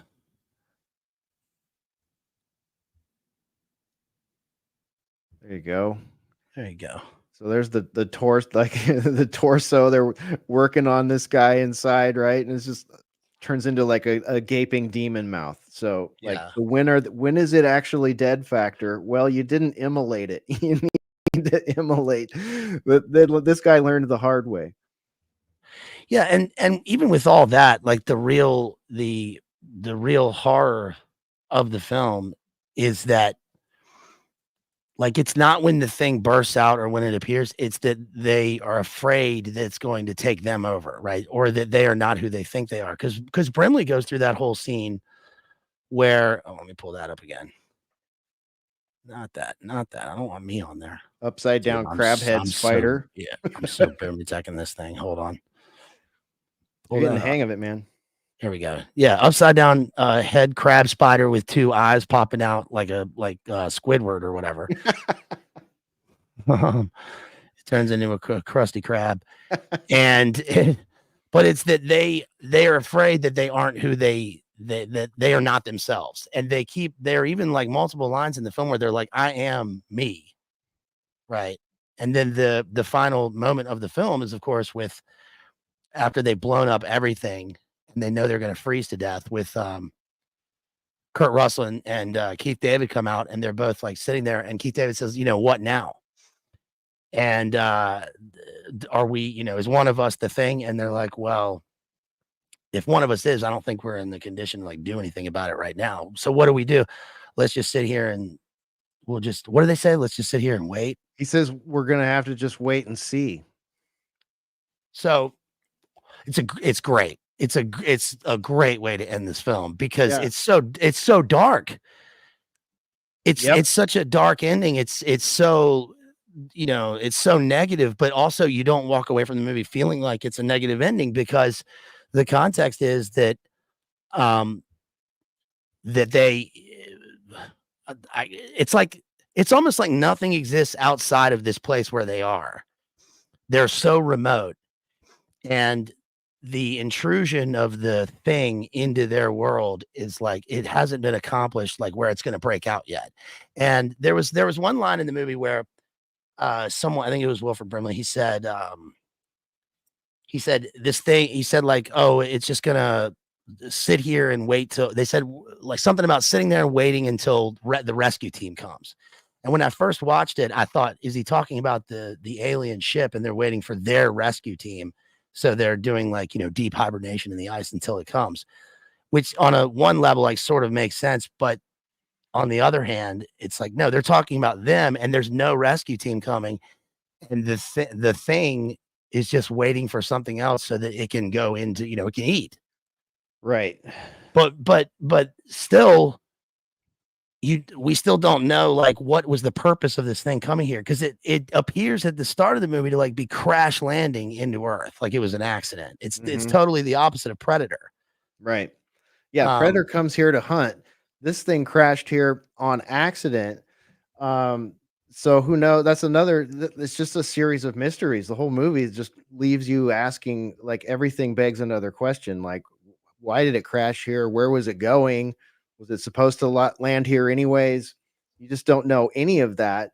Yeah. And then in the very end, like it leaves it, you know, it kind of leaves you open to another movie, perhaps another sequel. I mean, I got the impression that it if one of them was infected with the thing, it would be able to go dormant, you know, because it seems like it's fine being frozen for 2,000 years or whatnot. It's fire and heat that it doesn't like. So what, you know, Right. so if the rescue, not even a rescue team would come out, like if a whole scientific expedition got lost, like say they were supposed to be out there 3 months or whatever. And I think there's even conversation about that, like when they're expecting their next delivery or something like that. And it was months out, but it's like eventually someone's going to come there with a helicopter or something like that. And the thing has already tried to, you know, build a base under the snow, and it's tried to build some sort of, you know, flying device or of some sort. We don't know if it's a interstellar or if it's just to get off the ice. And, you know, we don't know if what its motivation is to spread. Like, does it benefit somehow by, is it looking to infect the whole planet, or is this all just going to happen by accident, you know, by chance because of a Yeah. alien race crashing? And this is just what happens when it interacts with humans. I mean, but the thing is, like, you just don't know. Like in that final scene, it's like, okay, so either they're both human and they're gonna freeze to death, and this is another Lovecraftian sort of concept where at the end it's like there is no chance of a good ending for anyone. Like the best you can hope for is that the elder or interstellar horror is not going to kill all of humanity, and that it's contained, you know, in these characters' lives. And that was that, and no one will ever know about it. So it's like either they're both human and they both become popsicles, and when the resupply or rescue team comes out, they just find a bunch of dead people and torch stuff, and nothing can come of it. And hopefully that was all of the thing, you know, that came out of the original spaceship. Or is there more in there? You know, like we don't know that. Is there another ice block with another? Because it just takes one corpse basically to reanimate the thing. So, Right.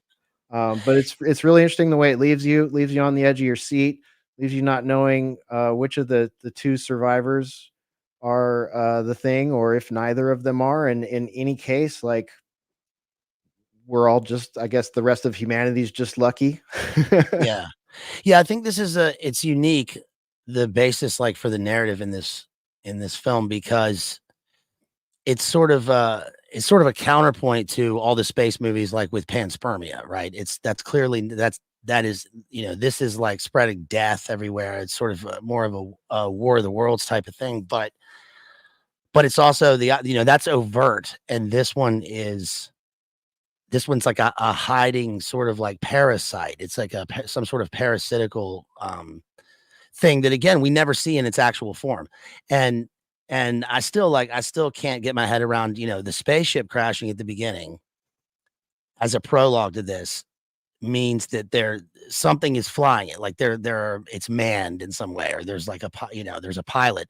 And when you watch the film and you watch the various characters who on a rewatch, who have been infected or who've been taken over, and how they operate with the other people that have been taken over, I started to think, is this a crew? Is this a team of things? And because one of the characters at one point, he's like, no, let him in.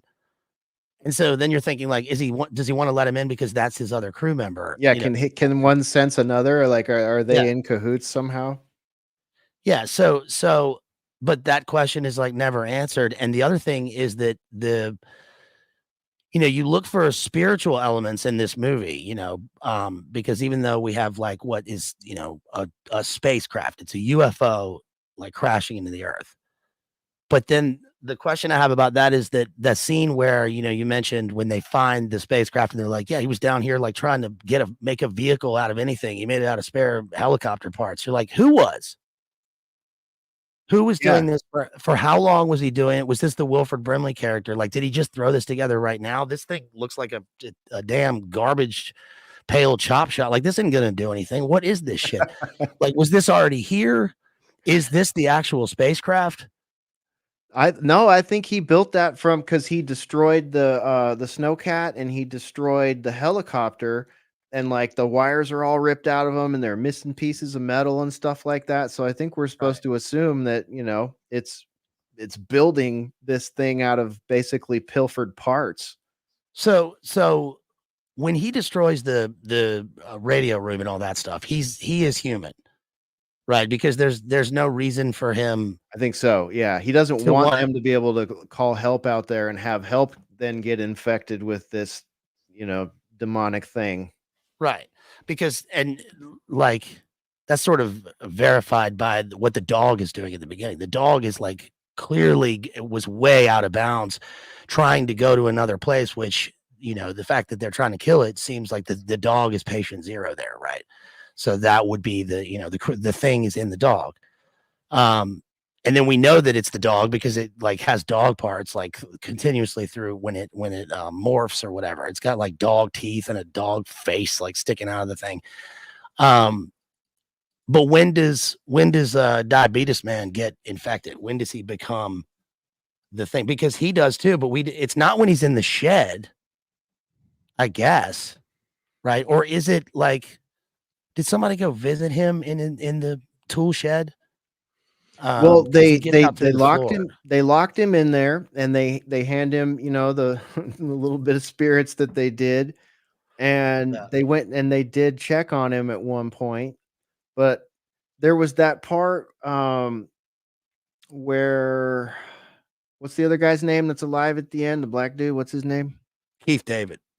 Yeah, there's a part where he's off. That's the big mystery with him is there's a part where he's off by himself, and there's also a part where McCready's off by himself. Remember McCready, like they had just torched something or discovered, one of their vehicles broke. I can't remember, and he went up to his little shack that he was residing in, which was separate from the main quarters of the facility, and he was gone for like 40 minutes. And while he was gone for like 40 minutes, the paranoia kicked in and they all assumed that he'd been taken by the thing. That's right. And when he comes back, he's so like he's got the S side vest on, like he's got the dynamite in his hand and the flare. So which seems like it would be a very clever cover for don't like mess with me, right? Mm-hmm. If you were, I kind of like with that, I start to question: was McCready was he a thing throughout the thing? Because he tested his blood at one point, but he could have swapped it, right? That could have been someone else's blood. So was he always one of the things? I don't think so. Because he did they even get to test his blood in the blood tests, or did it all go wrong? Yeah, I had to rewatch it to make sure that they did test it. So he tests his blood, but there's the whole question about who sabotaged the blood bank, right? And that is because like the dude gives Windows the key to the blood bank, and then when he sees the first thing, you can hear him drop the keys, and then so somebody else gets the keys, and then they have the argument about like who had the keys, and he's like, "No, I saw you go in there many times. Don't you need to be honest Yeah, about that, right?" right. They have that whole thing. So then you think it's the sheriff guy, right? The clear and present danger guy, but then they test his and then he's all right. So then you think it's the dude, the spliff guy with the headphones on because he's the one the dog visited. So and they were alone for a long time and he turns into the thing. So was he the one who sabotaged the blood bank? But if it were Kurt Russell who did it, because he was gone for a long time, then he could just switch out the blood sample, right? Well, Kurt Russell wasn't gone until after all that happened. It was right before they did the like slice and burn tests on the blood. Like since they didn't have those, so I don't think he had been out of sight of many people. Even when he went to the Norwegian site, one of the guys went with him. That's true. Yeah. And then There's suspicion about him though with when they find his clothes. Remember they find his jacket with the hole in it. I But got then I they're like, read no, that the other as dude planted that. yeah, that was how I read that. Is like Keith. That's how they kind of turn you against Keith David's character and start inserting questions about him because he seems to. But you really don't know because he could just be experiencing the paranoia and saying, you know what, I'm sure he's one of them. Like he has his reason that McCready's one of them, and he needs to get everyone else on his side. You know what I mean? It could just have been Yeah. a manipulation tactic, a farce, that he ran to manipulate the other guys into eliminating McCready. He's very good in this movie. Yeah. I think he's very good because you don't really like his character is not over. It's not one of the major characters outright. It's a subtle character because there's something else going on with him. And I think that he adds the element of they're suspicious of who is the thing, but the thing morphs into their fears and suspicions about each other. Like, because remember the dog dude who is the most poignant character in the thing. He's so sad about the dogs. Like he was just a guy, and he he got shot in the head. Yep. Right, and he turns out to have just been a guy, so that's sad. And then he's like, how do you feel? You committed murder now, and it's like, well, I mean, he was coming at me with a scalpel. I mean, right. So yeah. But the fact that those two are the survivors in this thing,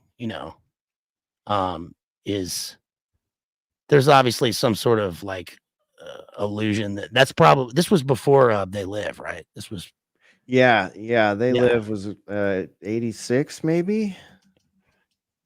That's probably how he got the role in They Live, I guess. 88 is 88. He's just a cool dude. This is a cool looking guy. Right?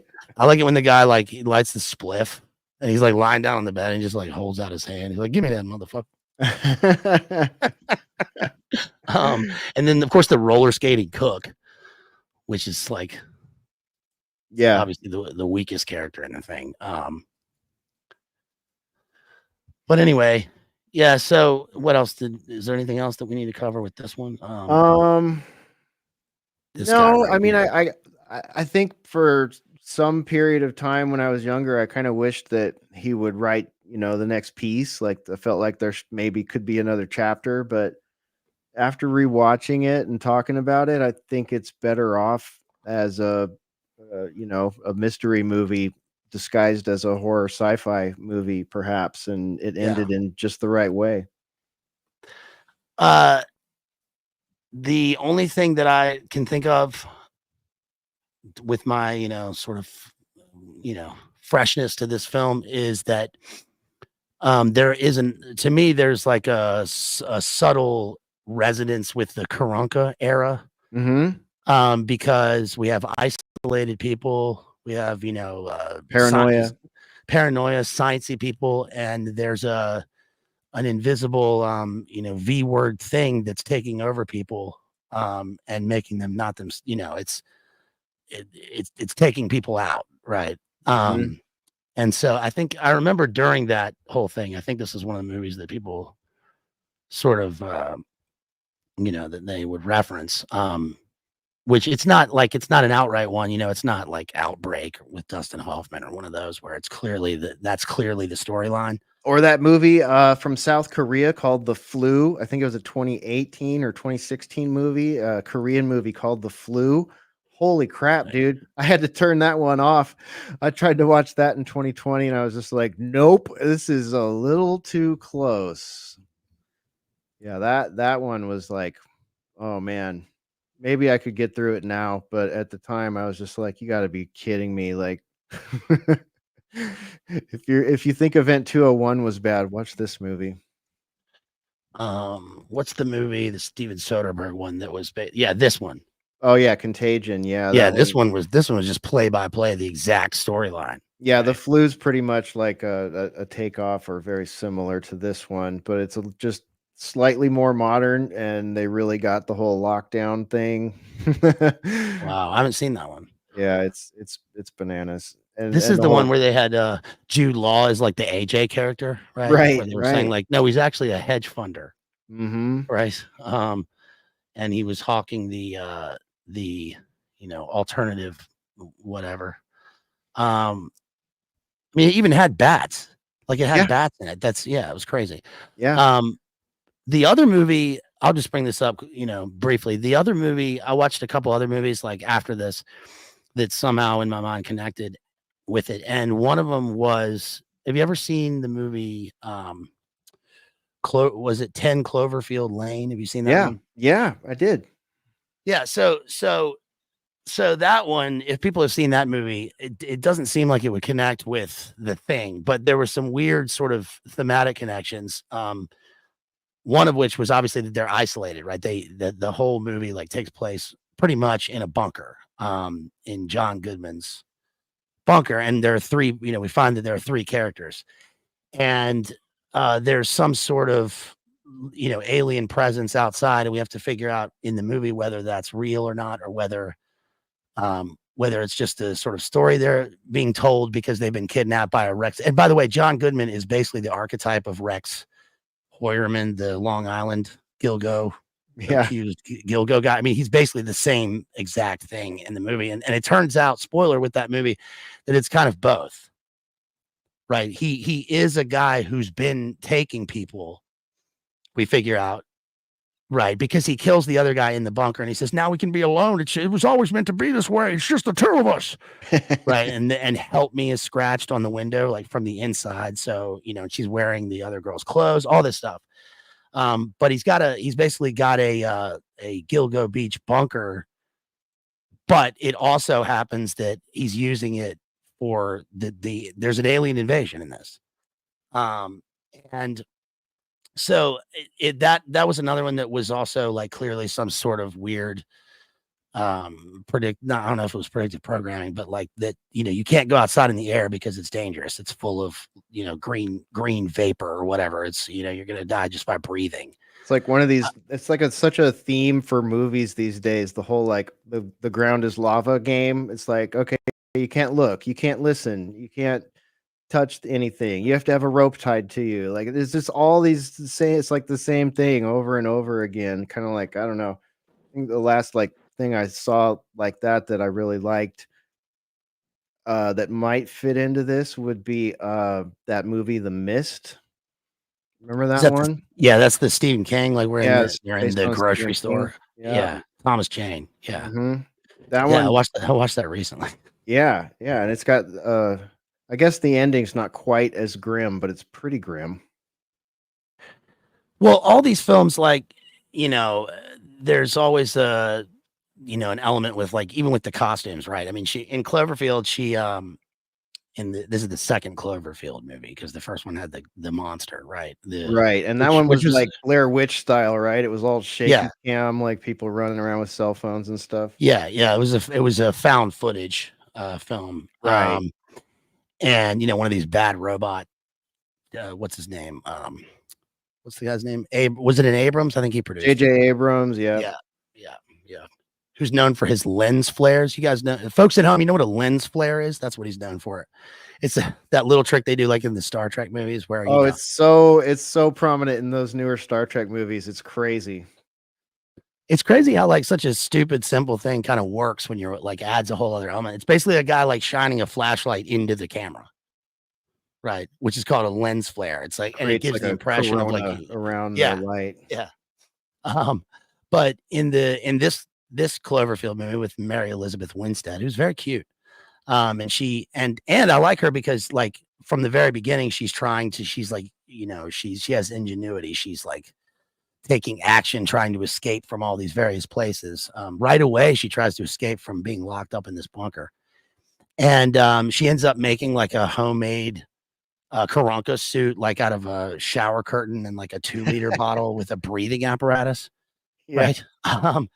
And that it's a clever movie because the twist is spoiler. The twist is that you find out that like all of the things are true, which is pretty clever because you think it's going to be that she escapes and that he was just a, you know, a serial killer or something, or that there are aliens and that he was right and she's going to try to get back in and that he was a nice guy. Because there's a whole sequence in the movie where they have like a good time in the bunker and they're like a little, you know, family and they're all getting along.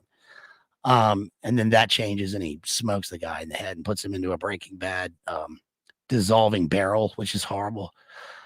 He's a total psycho. But anyway, one more thing. Part of the point of that movie was to turn the idea of the prepper into a schizophrenic like psycho, right? Right. Because his character says, like, he's like, what were, you know, they're like, what do you wish you could still do if you could get outside of here? And he's like, nothing. I've been prepping my whole life, and that's all I ever wanted to do. I want to stay in here. I've got hydrochloric acid. Right.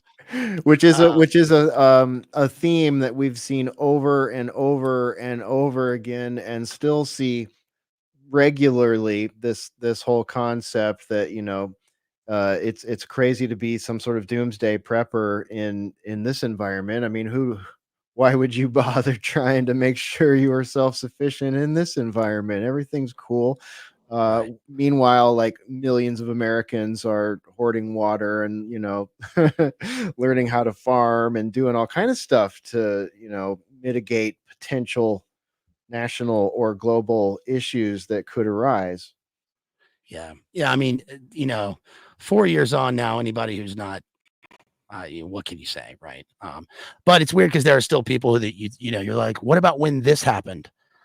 Yeah. You know, and like, for instance, you brought up the floor is lava thing when Richmond burned to the ground and was boarded up and all this stuff was happening. I remember driving through it the morning after one of these things, and one of the boarded up stores that had been like it had been singed and stuff. Like even the, you know, they boarded it up, but it still burned. But it had graffiti on the front that said the floor is lava on it.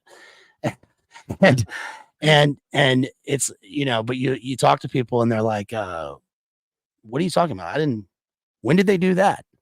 They were alive at the time. They probably owned some of the stores and they don't recall that even happened in the first place.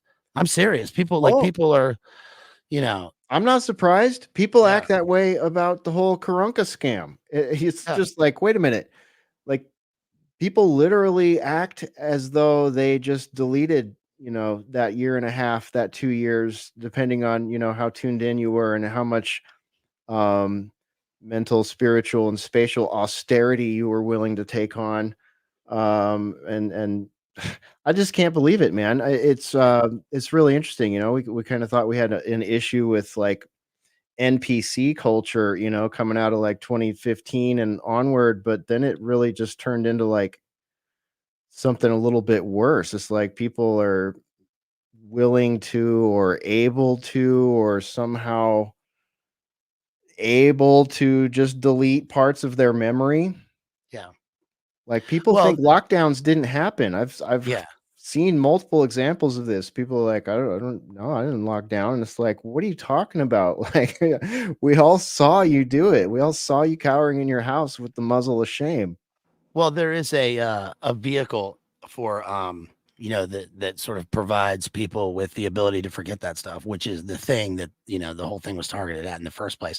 They took the thing, right? And now they, you know, they're like, no, I didn't do that.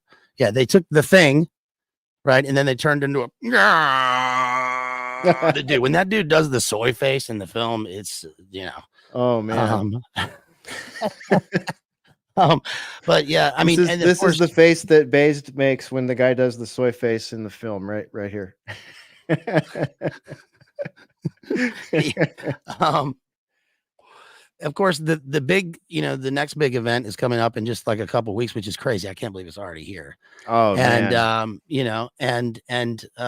I don't know about you guys out there, but people, will talk to you IRL and they'll try to people will try to persuade you to take action in one way or the other regarding that thing that's coming up in November.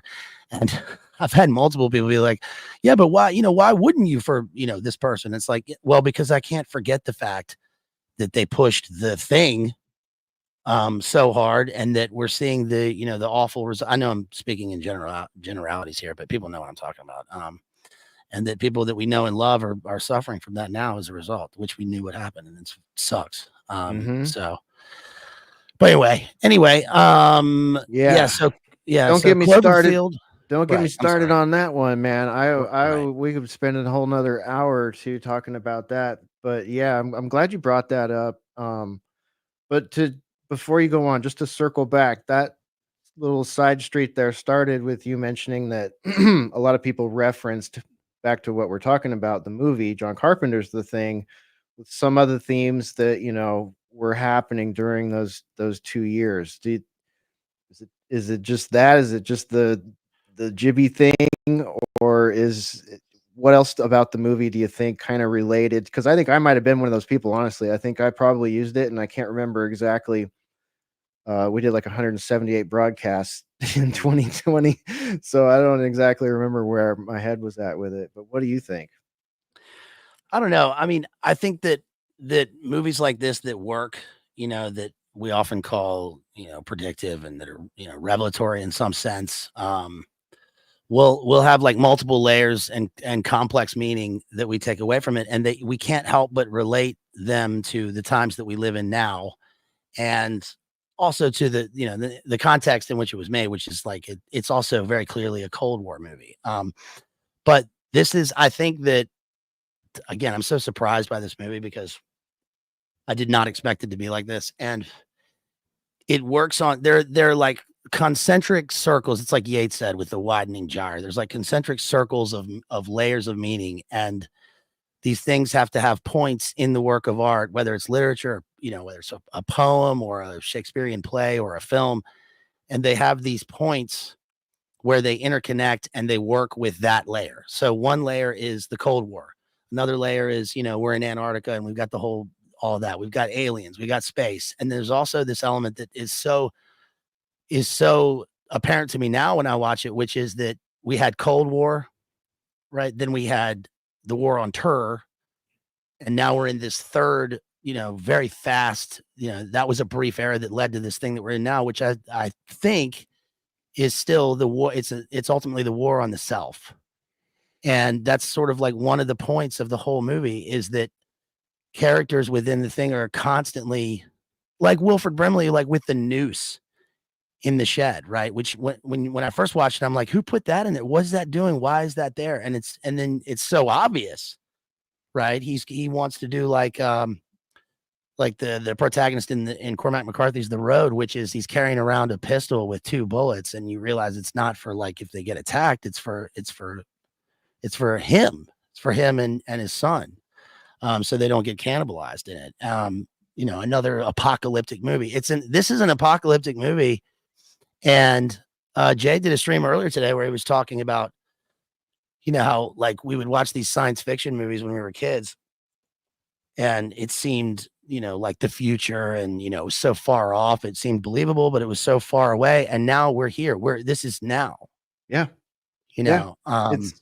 It's funny you mentioned that because he just sent me a text yesterday, and it was, one of his tweets over there on his X account, and it was like, InfoWars is being auctioned off at Force today, and Tesla's out here selling $30,000 robots, unveiling their $30,000 robots, like, and this is where we're at. Like that's where we're at in the timeline right now, and we had the wars, the GWAT, like you said, and then the war on the invisible, right? The virus.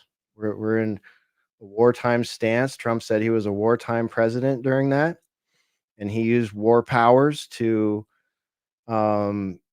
make corporate entities like Dyson change their factories to be outputting the ventilators, and I won't Yeah. go down that rabbit hole, but I mean, he said he was a wartime president on that, and we experienced as uh, a global community a series of fear campaigns that were unprecedented, you know, um, Yeah.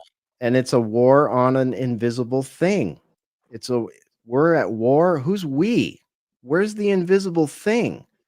You know what I mean? It's like, and now they've set up a framework with which to repeat that process whenever they want, and there's an industrial complex built around that concept that has grown by trillions and trillions of dollars.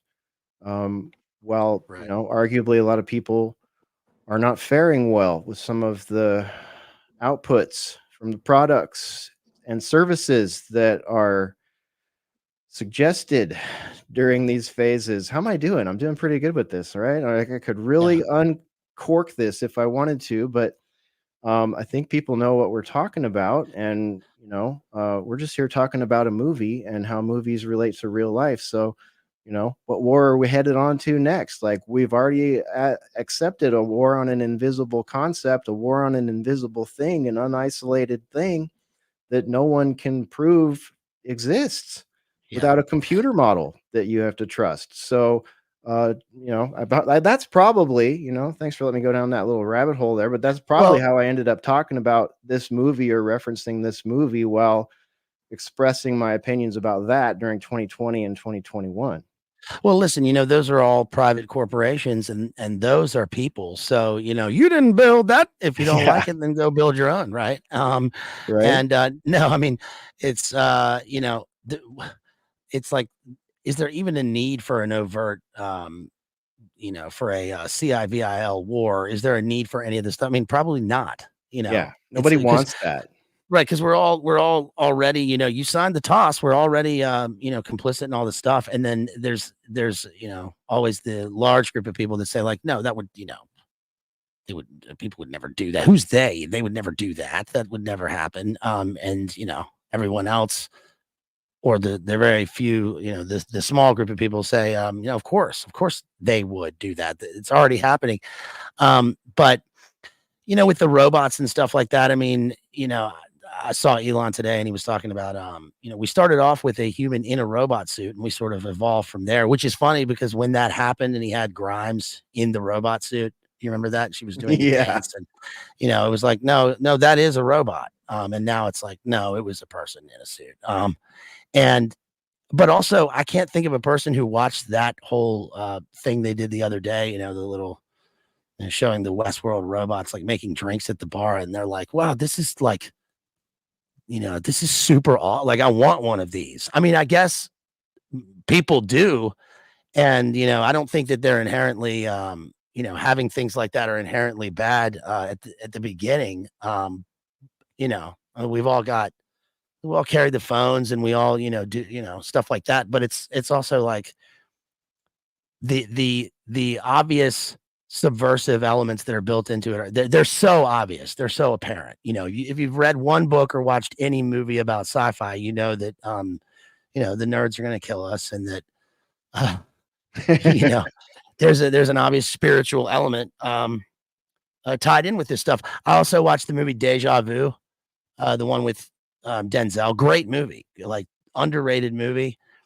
It's the one where there's a mass event, like on a ferry in New Orleans, and he's a detective, and he, has to figure out what happens, and then it totally switches and turns into like a DARPA movie with time travel.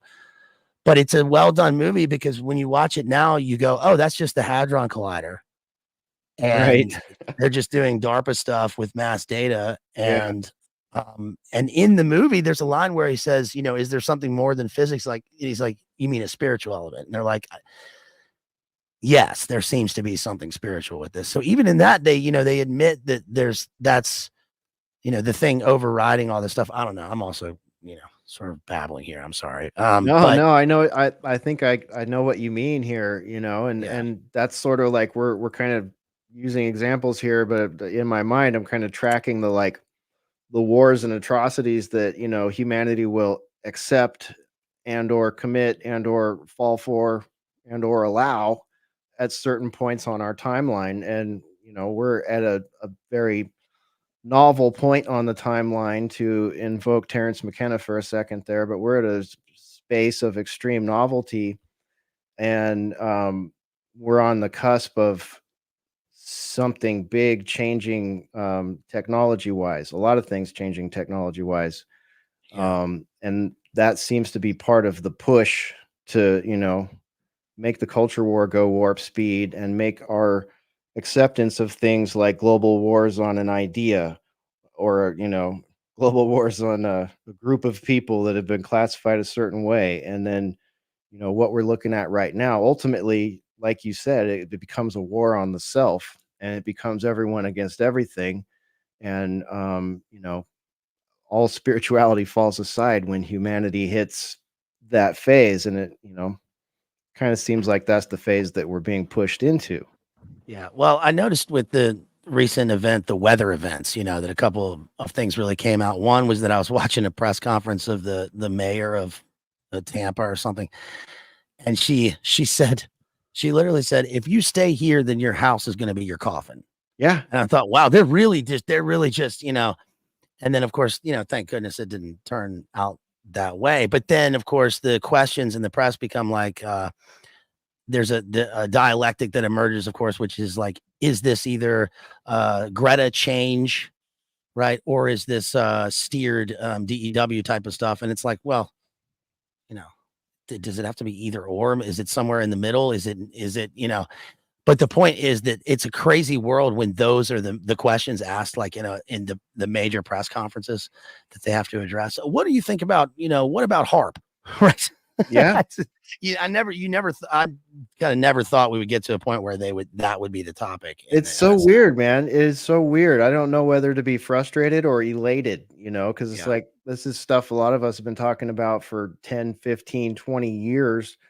And it's like you were always looked down upon for it. And now all the, mommy bloggers and TikTokers are digging up all the old patent numbers and all this stuff. It's just the strangest thing to behold, to see that become like a normie talking point. Like we had a representative, Marjorie Taylor Greene, tweeted out, yes, they can control the weather, and like Yeah. Saturday Night Live made a bunch of fun out of it. I mean, it's just bizarre to see the realms of so-called conspiracy being like shifted and packaged up and used by politicians and mainstream media pundits and Lorne Michaels, comedy sketch crew and stuff like that. It's like, wait a minute, this is stuff most of these people would have just like recoiled at even broaching as a topic. And now like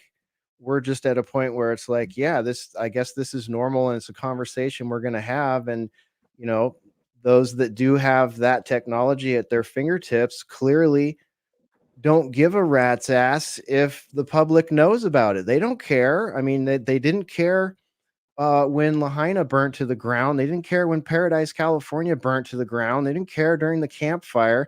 They didn't care during the Big Nine event. You know what I mean? Like we were just not allowed to talk about that stuff. And now we're allowed to talk about it, but it has to be about like, oh, the Democrats are doing it, so people in North Carolina can't vote, or to punish people in Florida. And it's just like, what do you you know you, you got to zoom out a little bit here, and then Listen, there's all I was in basic underwater demolition, right? Have you heard of the CIA's Pink Mist program? It's made of nanothermite with mirrors.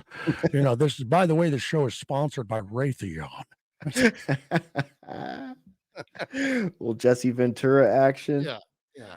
Yeah. No, it's I find that to be one of the most interesting things in the social media feeds in the last 2 weeks. Has just been watching that topic get turned up, like reboosted because of everything that's going on, and now a common talking point. I don't is who to thunk. Yeah, who would have thunk it? Well, yep. So I think that in conclusion here, I guess The Thing is a great movie.